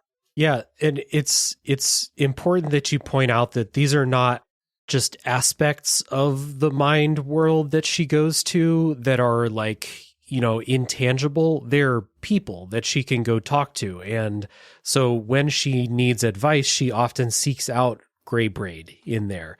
There is the one scene where she is kind of having this inner turmoil over her situation and what she's going to do. And this, like, she's starting to feel comfortable in her situation in captivity. And this scene ends with her choking the inner child to death, which is a really brutal scene to see. So the fact that she interacts, and that is how she makes this inner progress, maybe like you said, 1 step forward, 5 steps back, 3 steps forward, etc. But that's how it goes, is she's interacting with parts of herself. So I have a couple more weird extrapolations. So again, bear with me. So the first couple of characters that you come across that are from inside of her head, that are like the main characters that are Gloria focused, Gray Braid and the kid. Those are like, when you combine those with her, those essentially are like the triple goddess, or the woman in her youth, the kid, the woman in her prime, which is Gloria, and then the woman who is the crone, right? And so that would be Gray Braid. And so, the different, like when she's choking out her inner child self, to me, that's the end of any semblance of innocence or passivity that she's got left. At this point, she, has to, her whatever innocence, whatever elements of the fool or, the maiden that she's got in her still now have been thrown aside, and like she'll rediscover them later on in the game. But at this point, they're dead essentially. So she has to kill those in order to move forward. And as someone who's been through a lot of different difficult situations and been, assigned female at birth, I've actually talked about it before. At one point I was considering going into the military, and the reason why I didn't is because I was like, in order to stand, like hang in there, and especially being considered attractive and being in the military, I would have to be so much harder than all the guys and better than all the guys. And I would have to cut off part of myself to do it. And I've said that for years and years. And that's essentially what Gloria is doing here. She's cutting off part of herself to get through her situation. And luckily it's not gone forever. But some of the later aspects, which we haven't talked about, are more like shadow selves, like the id and the whatever, kind of.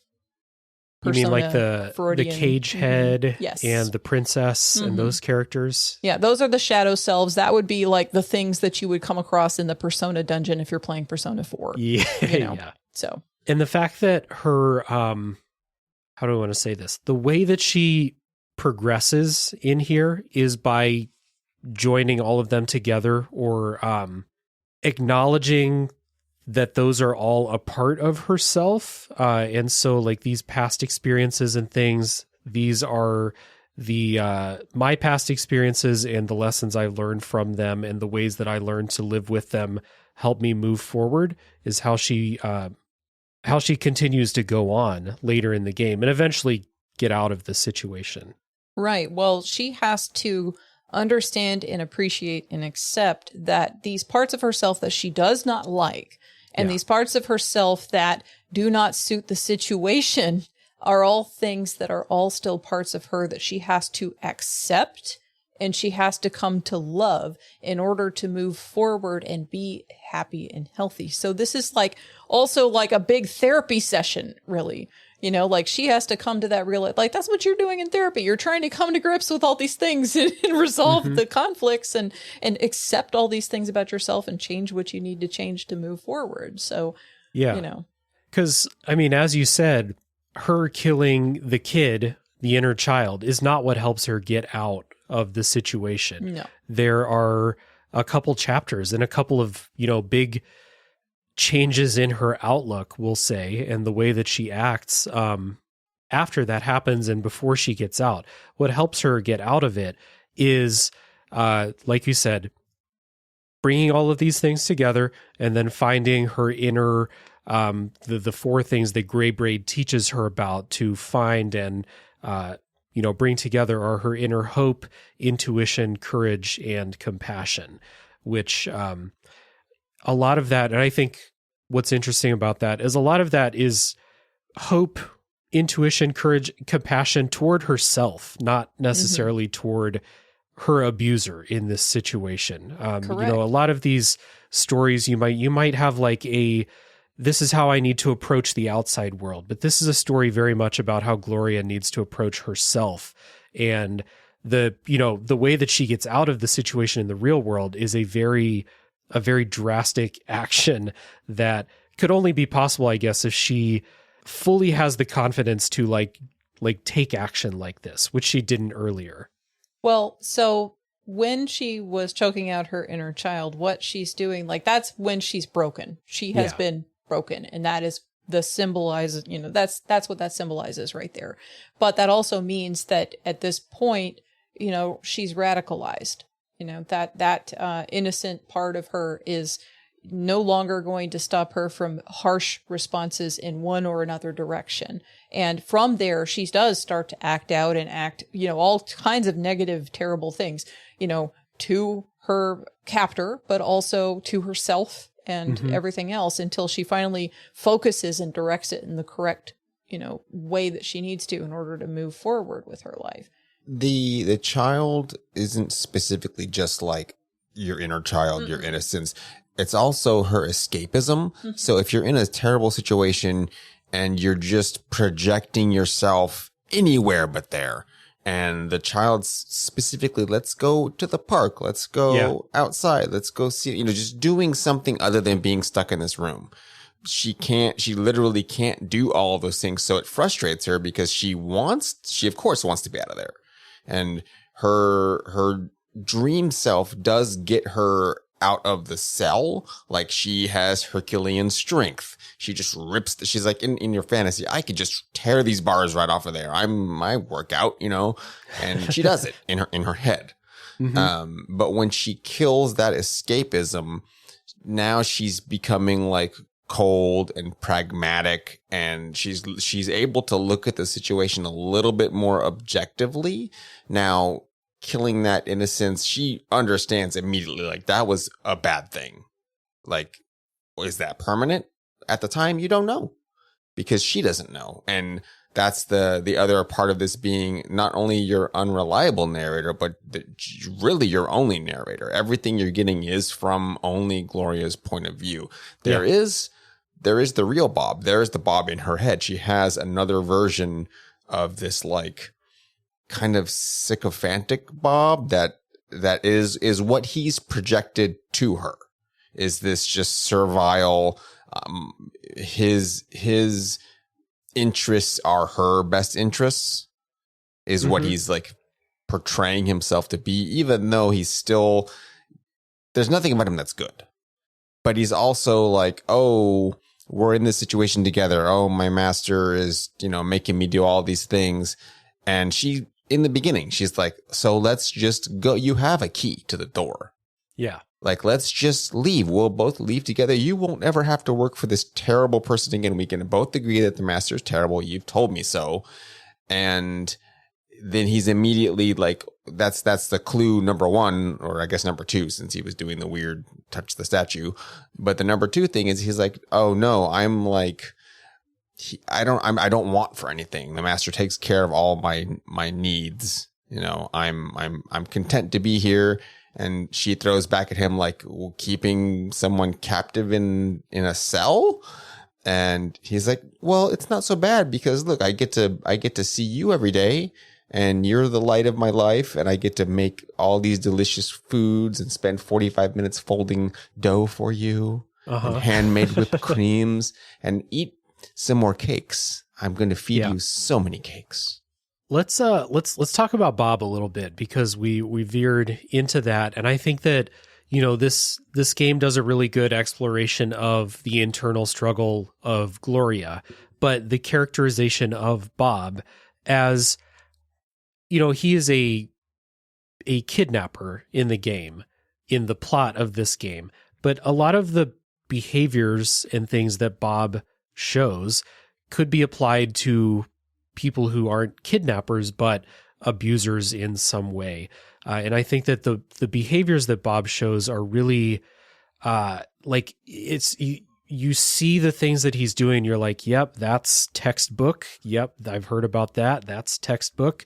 And again, this I don't want to speak too definitively here. I know I kind of just did because I've kind of confirmed this by talking with other people, but not from my own personal experience, thankfully, but the behaviors that Bob shows seem to map really well onto real everyday abusers and not necessarily just kidnappers that take it to that level. Absolutely. And I'm somebody who has a person in my life who is an abusive person in my family. So dealing with that, I'm very familiar with the kind of scenario of what those types of individuals are like and the kinds of manipulations that they will try to pull on you. So yeah, when I was going through and, like when you were writing all of your notes and I was reading through, I'm just like, that's typical abuser stuff. That's typical abuser stuff. Yeah. Dave? The other, there are tropes mapped onto Bob, of course. But a lot of it is also abuser aside, is also involuntary celibate behavior. So he specifically is like, I've been coming to your shows for like 10 years since you started. I'm there every show. Mm-hmm. I know all about you. And I couldn't approach you until now because like you wouldn't have given me the time of day. Mm-hmm. Like, I'm not a person that you would have acknowledged because he's put her on this, this giant pedestal. But at the same time, he's putting this onus on her that she owes him something because of all the devotion and time he's invested in her. Yeah. Without ever making that engagement of actually talking to her. Not that would have been a good thing, but because he's cast himself in this, I'm the sufferer here. I'm the one who's you've been maligning me for all this time. But don't worry because I love you. Like, you're perfect for me. You're a perfect being. And you would, if you just spend some time with me, you could understand that too. Like, you would understand that I'm so great. Like, look at all this stuff I do I cook. He gives her a Cosmo quiz, of like, what kind of princess are you? But really it's what kind of, man of these choices. And these are all, obviously one of them is me every single time. And those are the ones you should have picked if you were the perfect princess. And you just have to realize that. So he's skeevy to the max. Yeah, like you said, Bob plays the victim, like basically when when any kind of like adversity comes his way, because he's set up this situation of power basically, and he does whatever he can to keep that going. So when you talk about the Cosmo thing, like Gloria's like dying of boredom in there, and she says like she'd like a magazine, and she, you know, quote, talks him into going against the master's wishes and getting a magazine, but he won't give it to her. He has to read it to her. She has to depend on him for stuff like that. And then anytime it's kind of turned against him, like when Gloria is rebelling against her situation, Bob plays the victim here, saying, you know, I cook for you. I never take a vacation. I take out your trash. I saved you from this life, this pitiful life, I think he says. The fact that like he's set up this situation of power for himself, and he can't handle any time when it might be threatened, like he has to be in that position of power, was really interesting. And as the game goes on, the mask comes off more and more, and you start to see like who he really is. And I think that is really, really good in here.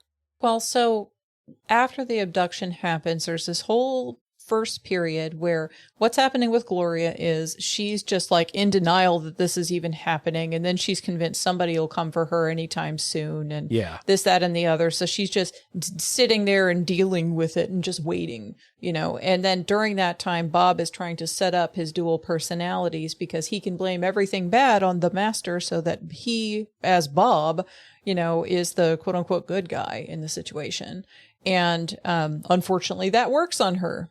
You know, over time, this several months that she's stuck here.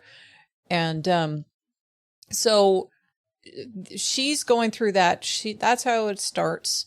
Then she kind of cycles into, hey, wait, nothing's happening. You know, then she gets mad and then starts to throw fits, and I'm not going to cooperate, and this, that, and the other. I'm going to starve myself and all of that. And then that only lasts just so long. You know, and that's just like this whole period. And then during that time, Bob is just like, you'll get to like it here eventually. It'll be okay. It'll be okay. That kind of thing. He's just waiting her out. And then she gets into the depression phase where she, you know, just doesn't want to do anything and has given up and isn't caring for herself. One of the most powerful scenes actually to me from the very beginning parts of the game is where Gloria is talking to Bob. Bob has come down and is at the door, and then she needs to go to the bathroom, but because she's on camera 24 hours a day and he's at the door and there's bars and there's no way to hide, she's just like, turn around for a minute. And then she has to go to the bathroom with him just standing there with his back turned, which is, you know, like she can't even have privacy to do that. Yeah. You know? Yeah, and I was just bringing up earlier the Bob's persona and his worldview is that, you know, I'm a nice guy. He's doing the involuntary celibate, like the incel thing. The classic nice guy thing. Yeah. Yeah, he, you know, his whole shtick is I gave you all these things. I paid you all this attention. No one else has like loved you like I have for 10 years. And the only thing that has gone wrong is you wouldn't have given me the time of day. So I had to create this situation, where you can now appreciate, someone, who obviously will give everything up. I don't have vacation. All my time is spent on you, and you deserve it, and you should appreciate that. And you know, I will treat you like a princess forever and give you cakes and all the thing and some wonderful jewelry. And oh, you said that hope keeps you going. Here's the bell of freedom and hope. Oh man. It's definitely not a dog collar with a bell on it. That's definitely not what it is. Right. Well, she has that period of denial, then she has depression, and then she comes to accept the situation, as you mentioned previously. And during that acceptance cycle, then she's chummy with Bob, super chummy with Bob, like too chummy, way too chummy with Bob. It makes you feel off and, you know, disgusted every time that she's talking to him. But then she turns into like a princess, and she's like, well, you'll get me anything I want. So I want blah, blah, blah. And you need to hand make the blah, blah, blah, the hand make the dough for the Yeah, the creme fraiche that you've whipped up by hand for 45 minutes or whatever. Yeah. And like, she's being demanding and whatever because she's pushing her limits and seeing how much she can do. And then she's trying to take that back as a form of power for herself, even though she is powerless in this situation because Bob is acquiescing to these requests. And in that way, she's feeling like she's gaining some kind of power back, but it's illusory. And that's something that you see. So what the game, we mentioned this in the beginning, is that it does very good with the visuals. Her mindscape is mapped 1-to-1 with what's going on. So when you do encounter the incarnation of her that is the princess has all the cakes, but also has like this infantilized Bob. Like she's swaddling this little baby Bob that is her super servant. But that's her puppet. So she's doing a lot of heavy lifting in her head that she's like splintering her personalities and having to rejoin them. It's a trip. The game's doing that the entire time. And that's one place where the little mini games, for the most part, do shine because they often, with like I think in a single exception, have something specifically to do with what she's suffering through. Yeah. The one that didn't, the little puzzle, is this like chess piece puzzle, which I didn't see mapped to anything. Like, so my thought was, if she talks to her mother a few times at the cafe, like she just has these little monthly chats or whatever where she meets her mother, and her mother had been like or I guess was still a figure in like the dance world. And had they been like playing chess, it would have made sense. Yeah. But there's no board, there's no chess pieces, there's not like that doesn't figure in anything that she's doing, whereas every other puzzle has some relation to like what's going on in her situation. Yeah. Oh, and another thing I want to mention about one of the earlier dreamscapes is the first big dreamscape that you go into, there's a bunch of people who have like something on their head, like you can't see their face. Yeah. But these are all just little incarnations of basically thoughts Gloria's had or things that she's got hangups about. And they just like reflect back to her different things that she thinks. Yeah. And, like basically, I think it's that way with pretty much everything that you come across in the dreamscapes, like even the monsters and stuff, even if they're like representations of big shadows with teeth and stuff, that's like her fears and everything. So like all of that is 100% Gloria stuff happening. Yeah. Like her random thoughts that, maybe as you lay down in bed at night and random conversations and stuff from the day is just bouncing around in your head. Those are NPCs in her dreamscape. Yeah. Well, she specifically, early on in when she's encountering her dreams, she runs across, I think it's like 5 of the shadows that are just they're just in a line, and they have like their terrible maws. But she personifies them. She gives each of them a name and a face of people she knows, because the only way to kind of face your fears is to identify them. But she's cast them in like her personal life, because I think that's just the one thing that it was easy for her to do. And it's hard. Like that's one of the many, many things in this game that's kind of hard to watch and engage with, because she's put her boss, she's put her mother, she's put her lover. Everything in her life is a problem. And that may not be that way all the time, but that's what she feels like, nothing's going right for her. And she speaks with them. She interacts with them specifically in her head. And that's where the lines start to really blur, is because the situations that are outside of her captivity and outside of her, mind palace they're not always in like temporal order, and it's not always clear if that's actually happening or if she's just sort of imagining the situation. So that's what makes the unreliable that's what creates that unreliable aspect of her narration. Yeah, I think another good part about that too is like her internal story might be heading in one direction, but the story in the real world might be heading in another direction, which I think is kind of interesting. And the example of this to kind of move us into talking about her escape is when she's in that part of the acceptance, where she has killed the inner child.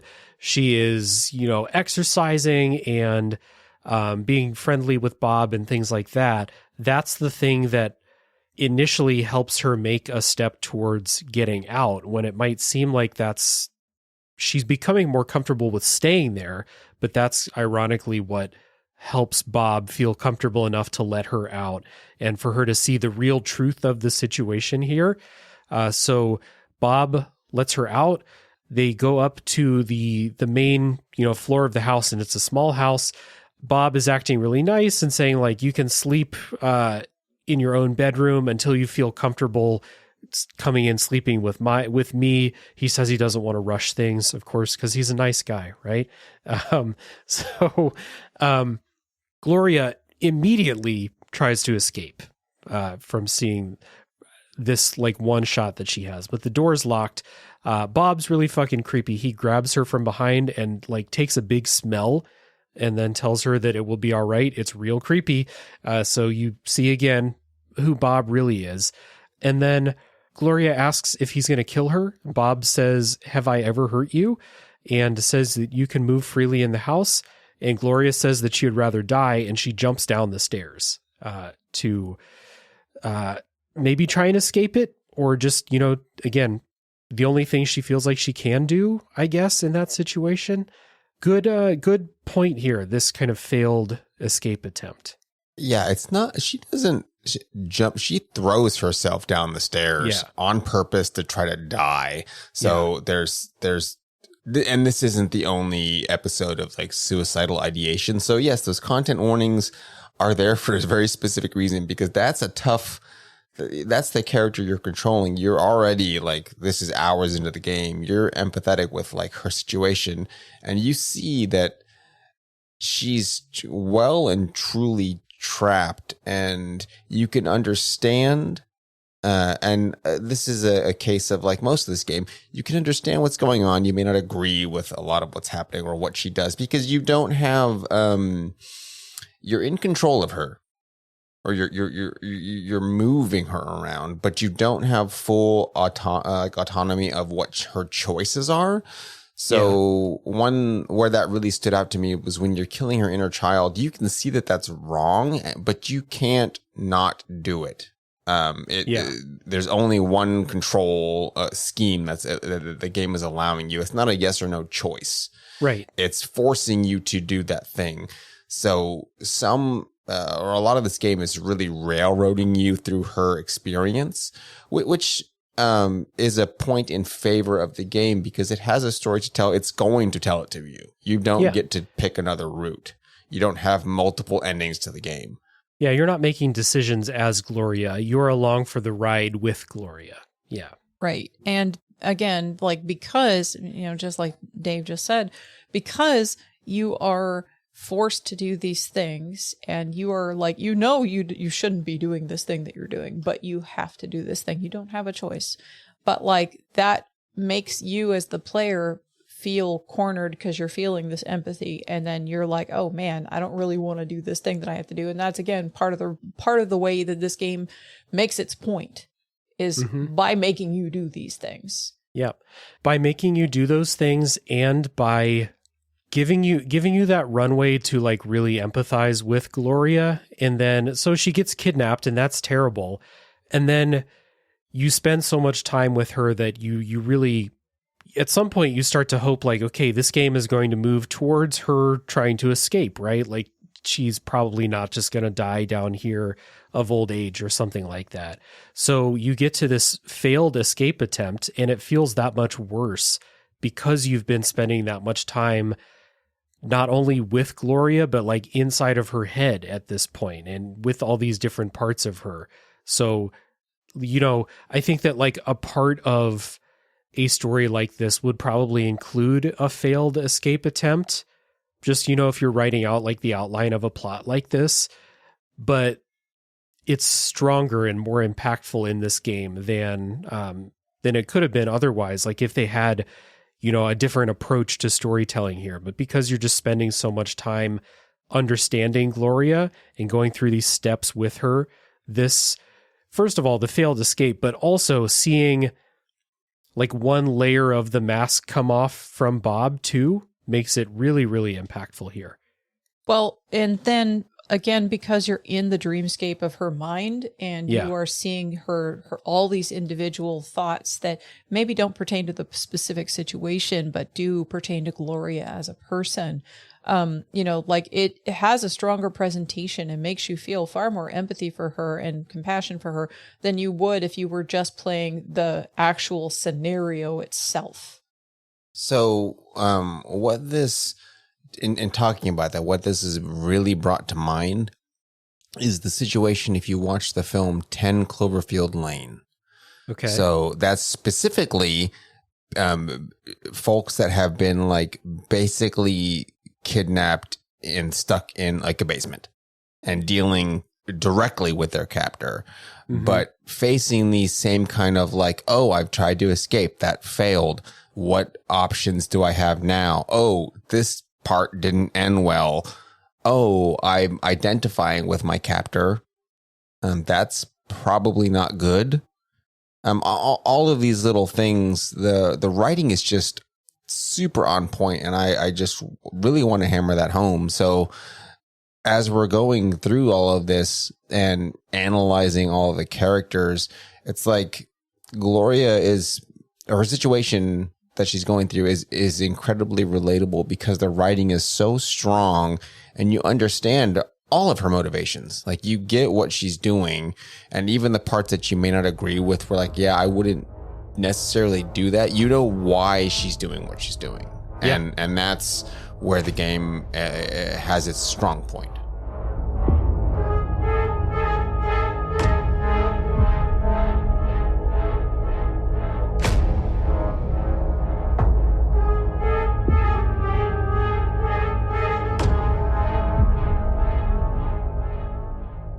We've talked about all the other characters in Gloria's Head, but we haven't really talked about Cagehead much. We only mentioned Cagehead, but we haven't explained that at all. I think we covered everybody else, though. Yeah, Cagehead was the one that I was a little bit less confident about, like, the role of. So maybe you can help out with that. Dave! Yeah, so it's specifically cited that Cagehead is her inspiration. And Cagehead is a trapped version of herself that's stuck in the way deep down basement of her mind and has, like, instead of atrophied, has it's almost like a cancerous growth where you can tell that her inspiration was sealed because it's her face in a cage, but then her body became this sort of mountain. It's sealed, but it didn't stop growing. And she was never able to let it free because she wasn't able to be herself on stage. She had a role she was doing, but she's being stifled creatively by Aldo and the company. She has dreams of like grandeur that aren't unrealistic. Like, yes, let's take this show on the road. Let's go to New York. She wants to go to like Broadway. She has these dreams that are being held back because the Black Swan, as high profile as it is for her, is only here in Paris. Yeah. She can't move outside of the thing that she achieved. So she has dreams, she has hopes, she has stuff that she wants to do, and she can see the trajectory. She can understand that, yes, if we just took this internationally, we're good enough to do that. Like, we have the skills, we've built up this reputation. I've been dancing for 10 years, and I'm still just like the headline name. So something that it makes me think about is that Gloria herself, because she has not accepted all of the different aspects of her in order to gain actual confidence. She actually, at an earlier part in the game, when she's talking to Joy and at some other parts, Joy's like, oh, well, I thought you were so confident you were this, that, and the other. And then Gloria's like, yeah, no, I'm not. I'm not really confident. That's an act. And so what you were saying, Dave, while you were talking, it made me think that this is her inspiration, and her inspiration cannot become ambition because she doesn't have the confidence to become ambitious with it in order to make it real. That's a thing that she has to first come to grips with, all these things inside of herself, these inner demons that she has, that she's put these faces on, these fears, these parts of herself that she doesn't want to accept. She needs to get all of those things together and sort those all out so that she can move forward. I mean, she literally stuck her inspiration in a cage and buried it deep down because she could see her life wasn't permitting her dreams. Her dreams have stagnated and become moldy and put in her apartment basement. Like it's really sad because you see that she has this potential and it's not gone unrecognized. Her mother understood that, her boss understands that, but their own sense of themselves has not permitted them to actually actualize that. Like their own self-interest prevent them from letting her spread her wings. And she's in a position where she can't afford to do that without shaking up the status quo. Like she would have to do big moves, like go do things on her own, of her own accord, that she probably feels that she can't do without a support. She doesn't have a support network. Her mother is unarguably a terrible woman, or a parent at least. She's not a good mother, not given what we see of her. Her boss is not a good boss, given what we see of him. And it's tough because we're only getting Gloria's version of them. Even when we see them in the quote unquote real world, it's dubious because is that them or is that just the version of them that Gloria understands? And the same thing with Joy. Joy is a college student. She's doing her own thing. I don't think that they're bad for each other, given the bits that we see. However, they're on two very different tracks of life. And that's part of the ageism going on. They have probably a 10-year age gap, and Gloria's going kind of nowhere. She hit a plateau that she has potential to go beyond, but that's just where she's stopped. And Joy can see that she should be going elsewhere and doesn't discourage her from that. But Joy is also kind of caught up in her own. She's going to school. She's doing her own life, trying to figure out her own future. And that future doesn't necessarily have much to do with Gloria, aside from encouraging her girlfriend to go after her dreams. And that comes at a later moment in the game and not the current, Gloria's dealing with a lot of shit. And Joy's too busy to help her do that. And their relationship's kind of like everything else stagnated. It's being caged up too. And the key that Gloria literally gives her Joy to her apartment is a step that isn't a freedom. It's more like a binding thing that Joy is not able to accept. There's a lot of examples in the game of Gloria not having control over her life in the way that she would like, and that leads her to do sometimes drastic or sometimes, actions that are not maybe the most well thought out. So giving Joy the key to her apartment as a way, I think she probably recognizes that the two of them are not perfect for each other and that they don't actually have a lot in common, in that their relationship has probably run its course. But instead of taking in the whole situation and thinking rationally about it, she wants to find a way to take control of the situation. So it's offering a key to the apartment. and all the other things in her life going off the rails lead her to accepting the deal from the patron and things like that. So something that I was thinking about when you were talking about that, and also kind of circling back to the whole ageism thing. So Bob is older than Gloria. Yeah. So it's the same thing that Gloria was doing with Joy is like what Bob is doing with Gloria, but way more severe.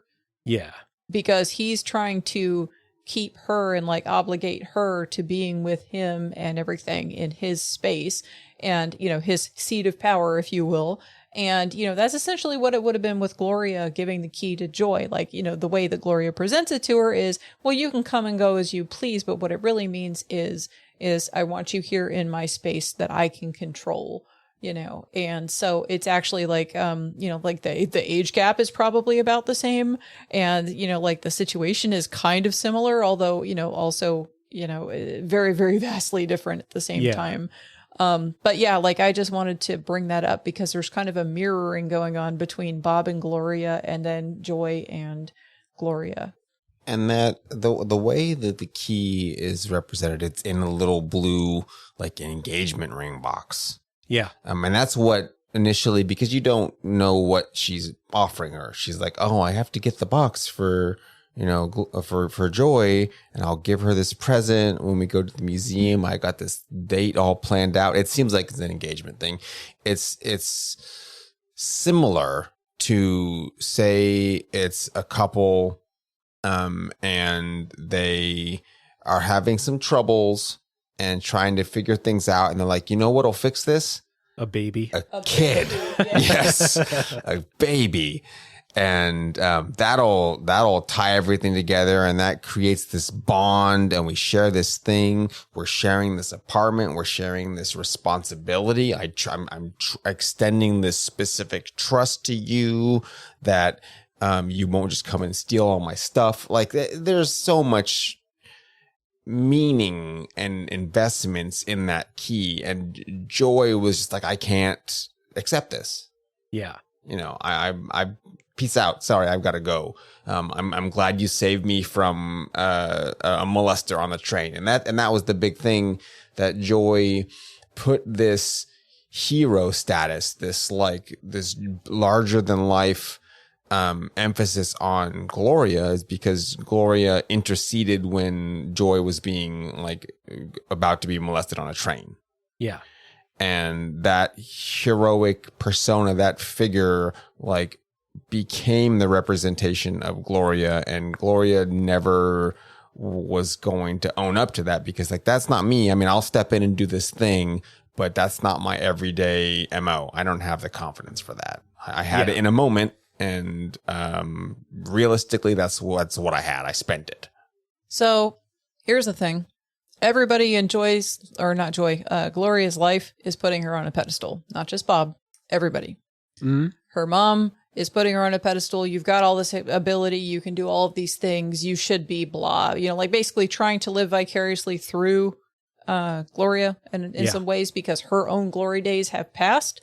You know, it's not like she didn't have her own, but she's now wanting Gloria to do that thing. Joy is putting hero status on Gloria, and Aldo is saying, you're such a good dancer and you're so dedicated that you need to be the head of my team, and I need to take you off because I want you to have, you know, had your glory days, and I now want you to train a bunch more people so that we can have more Glorias running around, you know. And so everybody in her life is making her stand on this pedestal, and that is very, very, very, very, very relatable for yours truly. I've had that happen throughout my life, very many times. It's only like now in like this era of my adulthood, in the last, I don't know, maybe 5 years, that I've finally gotten to the point where I have people in my life that don't put me on a pedestal. They understand that I am a human and I'm flawed like everyone else. And that's the thing. All these people are putting this pressure on Gloria because, you know, they are expecting these things of her, and she is performing those roles for those people. But then, like, inside she feels hollow because she's not getting filled back up. She stifled herself in order to be what these other people want from her. Yeah, either that, or she's, you know, feeling those struggles inside because she can't live up to what those people want her to be. Yeah. Also, I mean, that's what happens when you put someone on a pedestal like that for that person. Like, there's a good chance that they're not going to be able to live up to it, at least not over the long run, right? Like, she could be this hero for Joy when they first met, and she could keep that up for a while, but eventually you are yourself, and nobody is a hero all the time like that, right? So, and especially if that was not necessarily a true representation of who Gloria is. It was a thing that she did in like a snap moment, not necessarily like, hey, I do this all the time. This is what I do on the train. It was a thing that she did to help somebody out one time, and that became like an image that was built up. Well, and here's the thing. People are allowed to be complicated, but most of the time society in general and like people's ideas of each other are such that we don't allow room for that complication to exist. Not in public figures, especially. Mm-hmm. And so that's where Gloria is having trouble, because her not, accepting and coming to terms with parts of herself is partially because it's being aggravated and like extended by these people around her who also don't want her to accept all the different parts of her. Like they want her to be this one thing that she is for them in their own head because of their pedestal situation. And as such, they don't allow her to be a living, breathing human. Exactly. And the hardest part for her, I would think, after playing through this game, is that the pedestal that everyone's created for her, they're not the same pedestal. Every person wants something different from her. And so she had to split herself to try to do those things, and until she couldn't. And that's when everything started falling apart. So that's a good vision of like, if you have to like mask in public, like you create roles for yourself, or people create roles for you, and you're juggling those all the time. That's exhausting. She just became fed up, and then she made some very poor decisions that put her in a place that was terrible for anybody. Yeah. And through struggle and fortitude, because she's capable, she was able to get out of that. And that's where this game does start to culminate. Yeah. Speaking of, Dave. I was going to say, like, it's interesting the way that you bring that up, Dave. Like, her feeling like she can't live up to the different pedestals that all these other people put her on. And her feeling this other pressure of kind of feeling like because of this, and maybe that she's trying to live up to what other people expect of her, she doesn't have any control over what's going on in her actual like day-to-day decision-making life. That's what drives her to make the worst decision that she makes, which is to trust the call to go meet a stranger in the woods about this wild pipe dream of the ultimate control that she could have. Like, you're going to control this theater troupe. We're going to tour worldwide. It's going to be, you're going to have your creative vision is going to be the driving force behind this. That's what drives her to make this rash decision, when maybe if she wasn't feeling those pressures from every direction in her life, she would have heard that over the phone and been like, this is bullshit. Who the fuck would call and give this to me? Right. That's the despo meter. The despo meter was real high at that point. Yeah. So I will say that through his observations, Bob did in fact understand Gloria, the broken Gloria, and of course proceeded to take advantage of that. So does he know the real her? No, because she used that situation to regain her grasp on herself. Yeah. She hit the most rock bottom you can probably ever hit and pulled herself up. Yeah. And through this adversity, like, came to understand herself better and what she was capable of, but still didn't let go of the core of her that other people did see glimpses of. So in my own life, there was a period of time when I was living here. I just moved in with my parents, and my parents are disabled and immunocompromised, and they started to have major health declines. And it was only me here trying to take care of the both of them. And like, I would go away for a couple of days. I would come home, and then like my mother's hip was broken and I had to call ER, and my dad happened to hurt his back trying to pick her up. And so they're both laying out, and I'm just like, how long have you been laying here? I can't even like have my own life, that kind of thing. And so I was dealing with a situation that was very high pressure. I was coming off a divorce, no less. And so I had a lot of things going on in my own personal life. I had a lot of changes at work. I had the situation at home where I had to be on constantly. And I'm still in a situation where I have to be on constantly, but it's a little bit different and more stable now. But back then it was hard because I was the only one doing all of these things. And, you know, like my only sibling is in like another state, thousands of miles away. So, all of this was leaning on me. I had a lot of pressure. And so my way of dealing with it was to do a lot of endurance events. And when you're on an endurance event, like an 18-hour thing, you are going, and you are burning past any amount of like energy, water, you know, enthusiasm that you might have. You have nothing left. You have nothing. And you are out there and you have no choice but to go forward. And it was doing that repeatedly over and over the course of like 2 years. I was doing like ultra marathons and endurance rucking events and things like that, led by special forces people and things like that, where I was just out, just pushing myself to a physical limit. The reason why I was doing this is because that was helping me to burn away all of the things that weren't really important, and to get back to like, you know, prioritizing things in my life properly and getting myself squared away, like within, you know, myself, of like what all I needed to do for me in this situation, while also dealing with the situation I had on hand. And I bring this up because this is my version of, you know, like the situation that Gloria was going through, where she had to have like this kind of dealing with like a very harsh situation, and things have to culminate in some way, shape, or form for her to then have to burn past everything to figure out her priorities and what she needs to be doing, and like snap to that, oh, I need to get out of here is my priority, you know? Yeah. The way that they intertwine the two of those too, where she goes through those things, those kind of stages, like you mentioned, the anger, depression, acceptance, and things like that.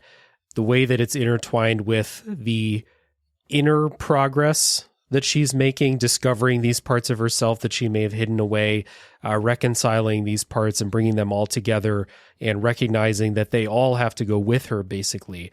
And then all the way up to that point where she makes the escape. And the escape is exciting. I was on the edge of my seat trying to figure out how that was going to go. Ooh, you should go ahead and talk about that, since we said that she failed her escape attempt. Yeah. And then Bob.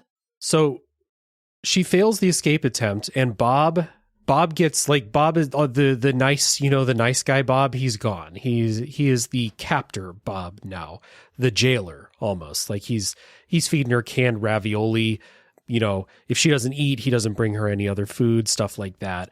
She kind of makes a decision in here that it's best for her, after she acts out and yells and breaks the security camera and stuff like that, she makes the decision that it's best to be submissive and try to stay alive. What I thought in that moment was she's back to that other stage of acceptance, basically, when in reality, that's not what's going on here. She's figured out, what's it going to take for me to get another shot?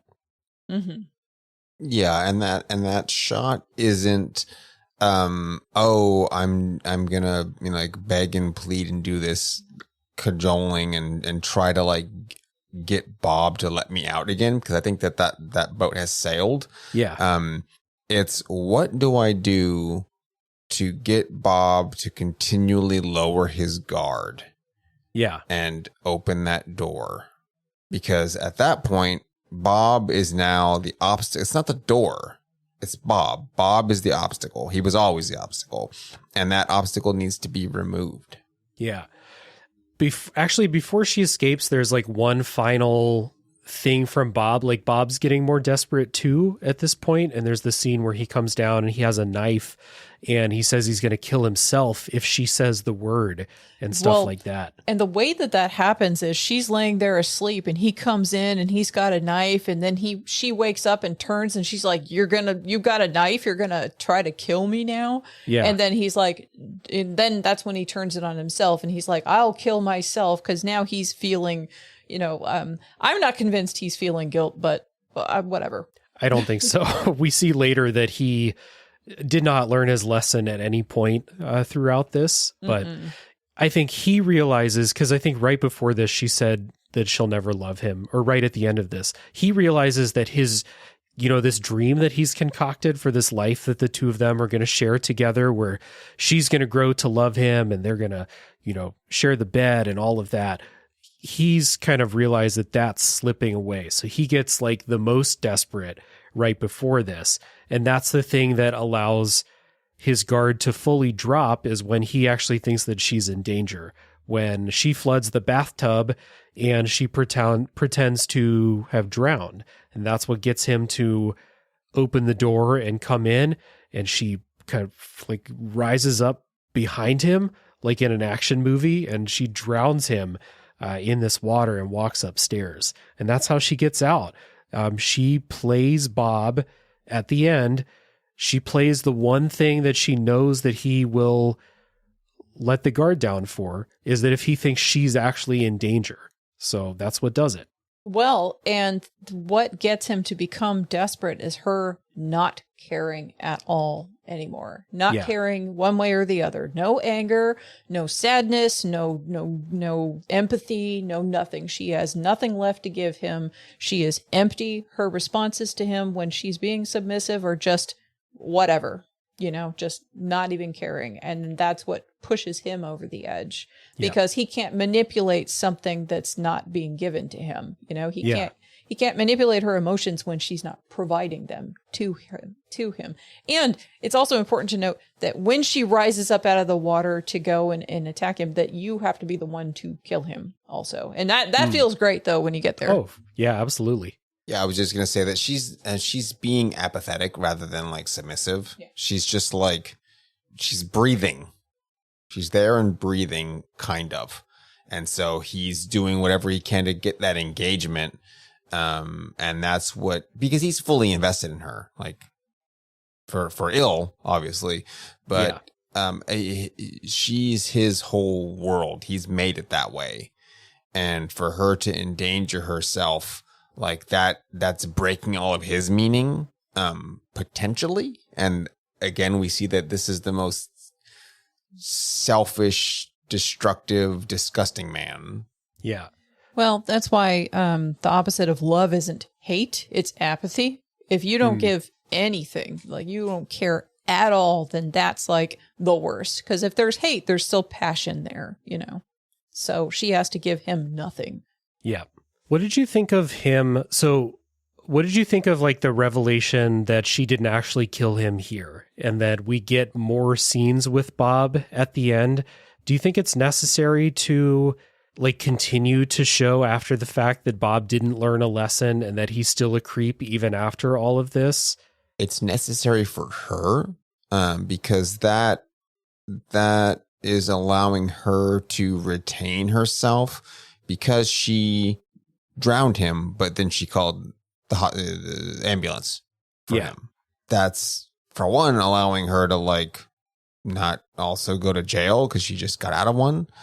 And then that's putting this like, she's done with the situation. She did what she had to do. She got out of there, and she can say that, yes, she technically killed him, but then absolved herself of that.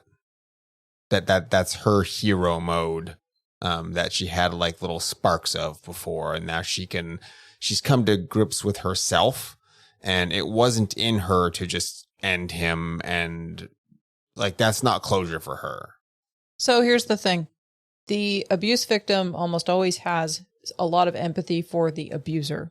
And that is a thing that is very common in all abusive relationships. So she if he had died in that point, then she would go back to that later and be haunted by, but there were these times he was nice to me and we had these connections and these nice times where things were better at certain points. And I wonder if blah, when she sees he's in a wheelchair, he is, like all this other stuff, like, he's impaired from now on, he even makes a point of saying, like, I don't really like the diapers that I have to wear now because he doesn't have any control of his body anymore. No body autonomy. He is now in the prison the way that she was in a prison.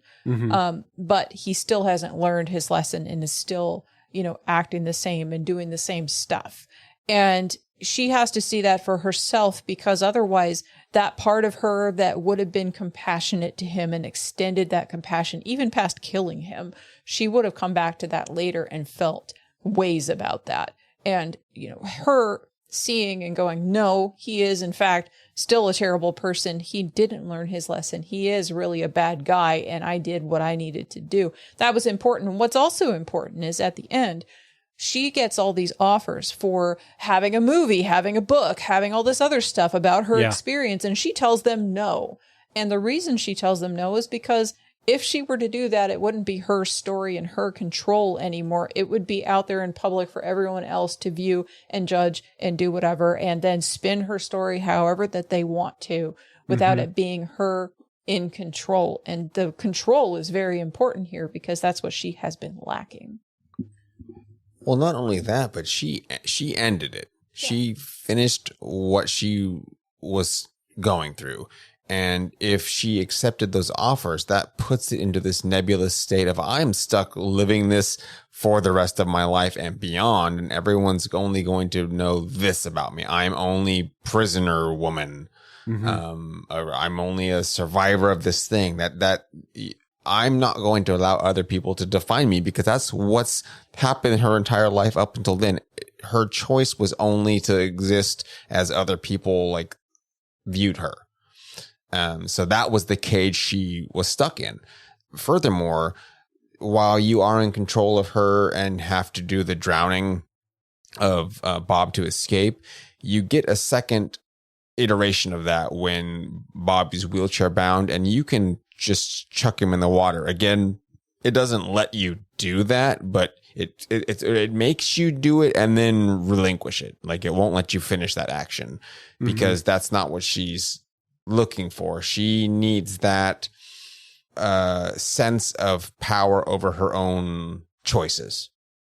Yeah, the fact that Bob reveals once again, but in this kind of new setting, he reveals who he really is. That's the closure that she would need. Like, the closure of pushing him into the water would not be, it would just open up another can of worms for her to live with, right? But the closure of her seeing him and him saying that while you were unconscious here in the woods, this is where we hugged for the first time, and those are sweet memories to me.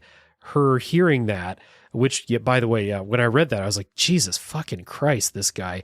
Her hearing that just confirms in her head, everything she needed to have confirmed, I feel like. Absolutely. And so a couple of other little mindscapes right towards the end. There is a mindscape where there is, she's dancing on the stage and she's dressed in a kimono, and she's doing a thing on a bridge or whatever. And then after that, there's this Oni figure that's coming after her. I didn't realize this, even in my 2 playthroughs. It was only when Dave said it, he's like, the face is Bob's face. And it is. It's Bob's face as the big Oni that's chasing you in this endless runner sort of section that you have at one part later in the game. And that was pretty important to note. So that's her costume that she's in was her debut dance. And that's what, when she first started working with Aldo at the Black Swan, that was her debut dance number. And Bob specifically says to her, I have been with you since day one. Yeah, I am your audience. Everything that you put on stage, I've seen, I've witnessed, and that's the demon that she's been stuck with this whole time, whether she knew it or not, and she didn't know it. But we also get a lot of her mindscapes when she's on the stage. She finds comfort in the light. She finds comfort in the stage. The light, specifically in gamification, keeps the demons at bay. It repels the maws, these gooby things that just want to consume her. It keeps them away. That's her safe space. And that's also the safe space that I mentioned earlier is her music. Joy specifically says, or no, it's Bob. He's like, here's a radio with a speaker and I have your playlist, your favorite playlist, and it's these songs. Yeah. And so every time that those tracks play, those are her safe space. Like that's the thing that's carried her through like thick and thin, through troubles, is this music. And she loves it. So it's never distorted, because when she does hear that, she is more at peace, regardless of the situation. Yeah. But also, when you see her on stage in her mind, a lot of the things that you run into are these just like lifeless puppets.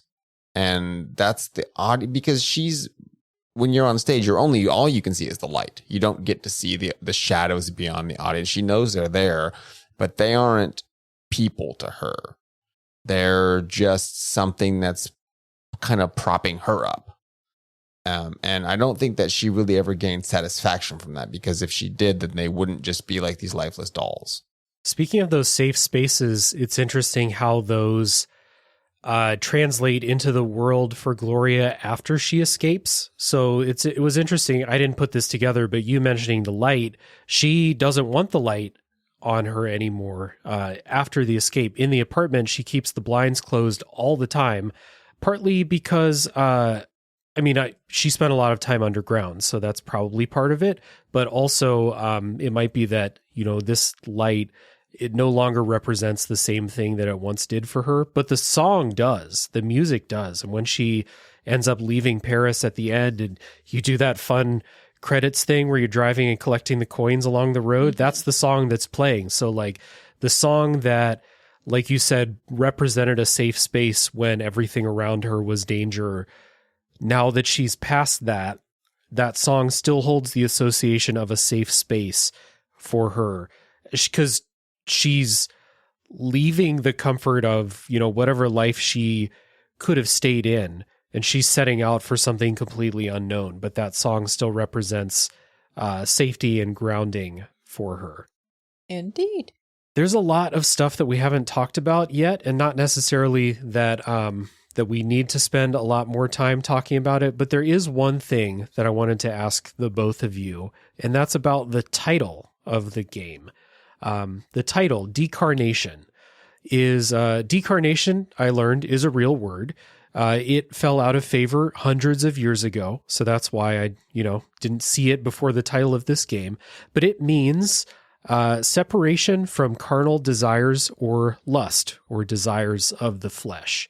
So, we're assuming that this is purposely the title of the game. Whose decarnation are we working with here? What is the meaning of the title to you guys? I mean, this is Gloria's decarnation. She's left behind by the end of the game everything that was what she thought was her desires. She's left her romance, and that was joy. She's left her dance life, and that was her spotlight, her thing that she at one time probably derived pleasure from. And she's gone into a space that's unknown, that is, I wouldn't say it's sterile, because you're driving into this like sunset and this future, and there's hope in there because she has her safe music, and she had the well wishes of Joy and her mother. I think her mother was also like, go do, I wanted you to go do your thing this whole time. I wanted other stuff too, but obviously that didn't work out. And her mother needs her own game because she needs to get some stuff corrected. Wow. And yeah, so it's that. And then it's also, I think, for Bob, because those are things that he never had. They're just in his head. So his lust, none of that was fulfilled for him. But that's my thoughts on it. So the thing about Bob is that he doesn't have any physical contact with Gloria except for very specific moments. And when there are those specific moments, they're always really dramatic. So the first time that he has a physical contact is not with her herself, but with the statue, which is very affecting for everybody. The person playing and Gloria and everything. But then also her abduction, he's like hugging her and like not, obviously this is not consenting. She didn't ask for any of this. But then also when she's too buddy with him, like that's the moment that she touches his hand, like, I don't know about y'all, but like when she grabs his hand, I was like, oh no, this is bad. Like worse, like the worst alarms. It was already bad, but this is like, really, really significant.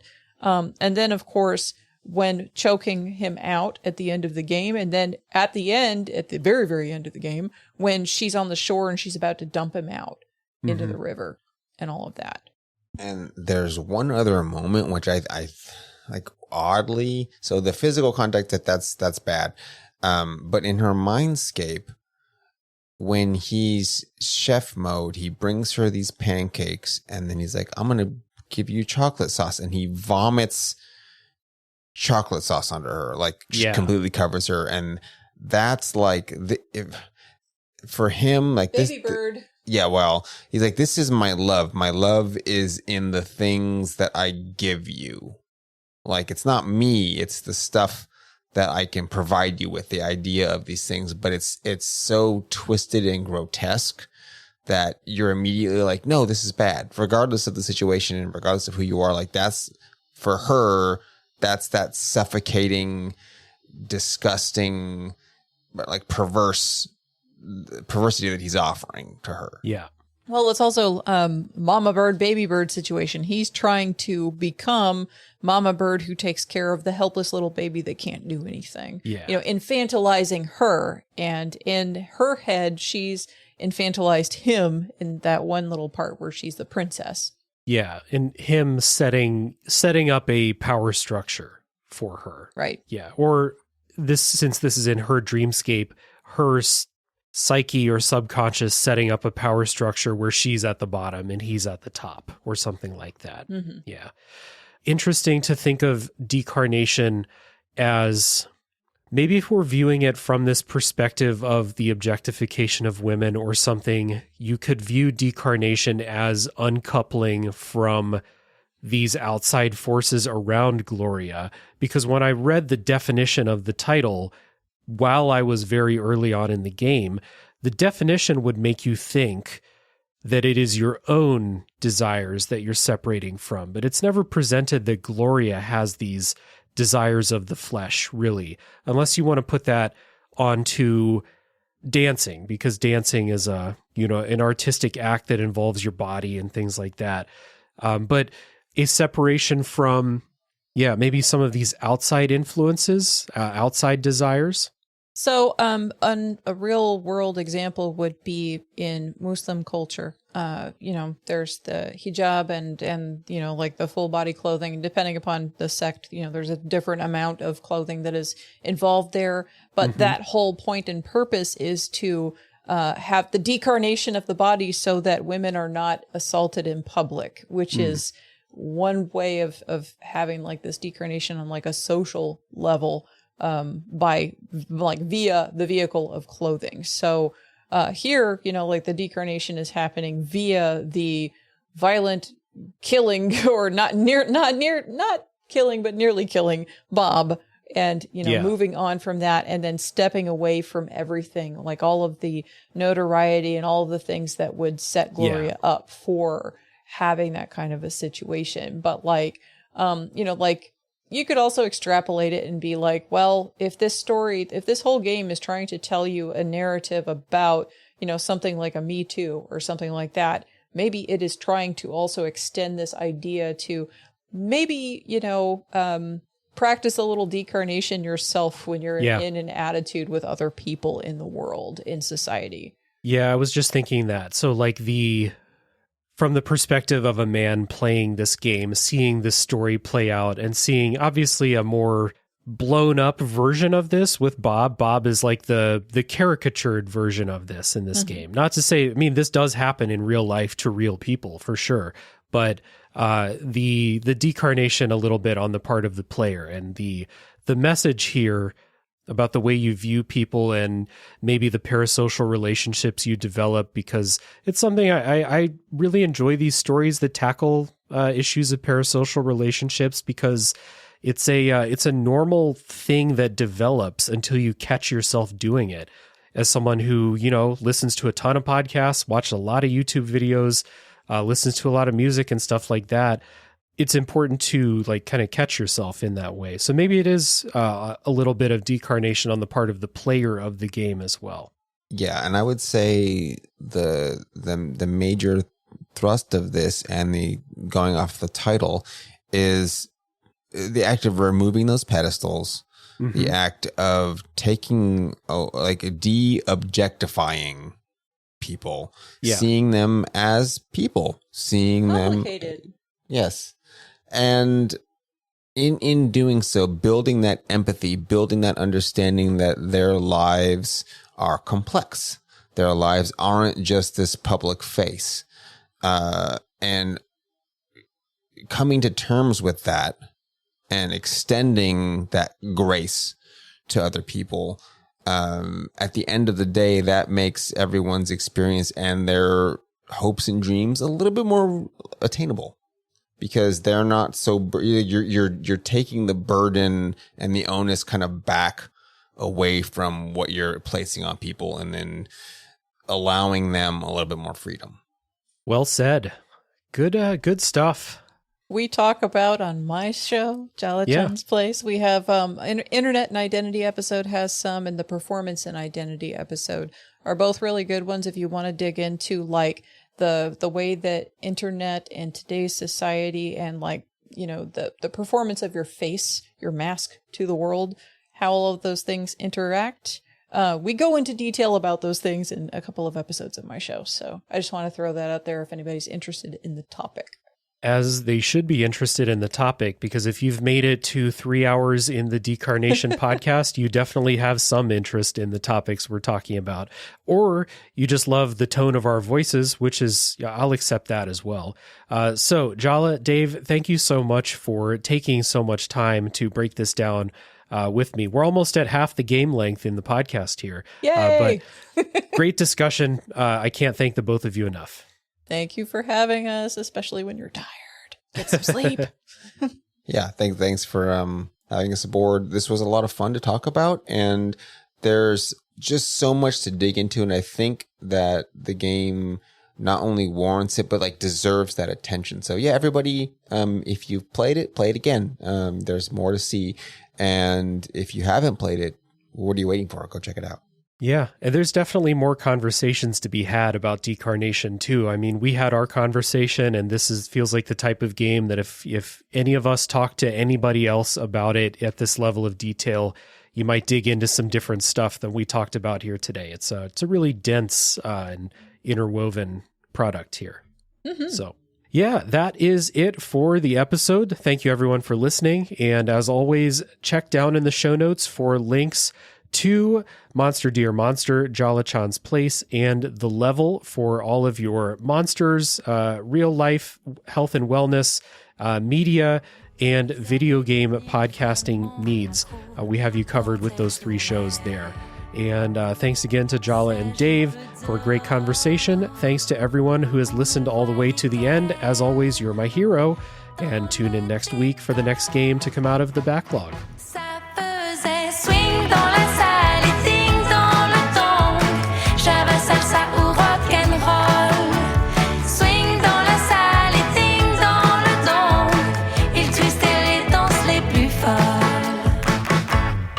Les yeux de Lydie et ceux de Marco se sont croisés sur un mambo.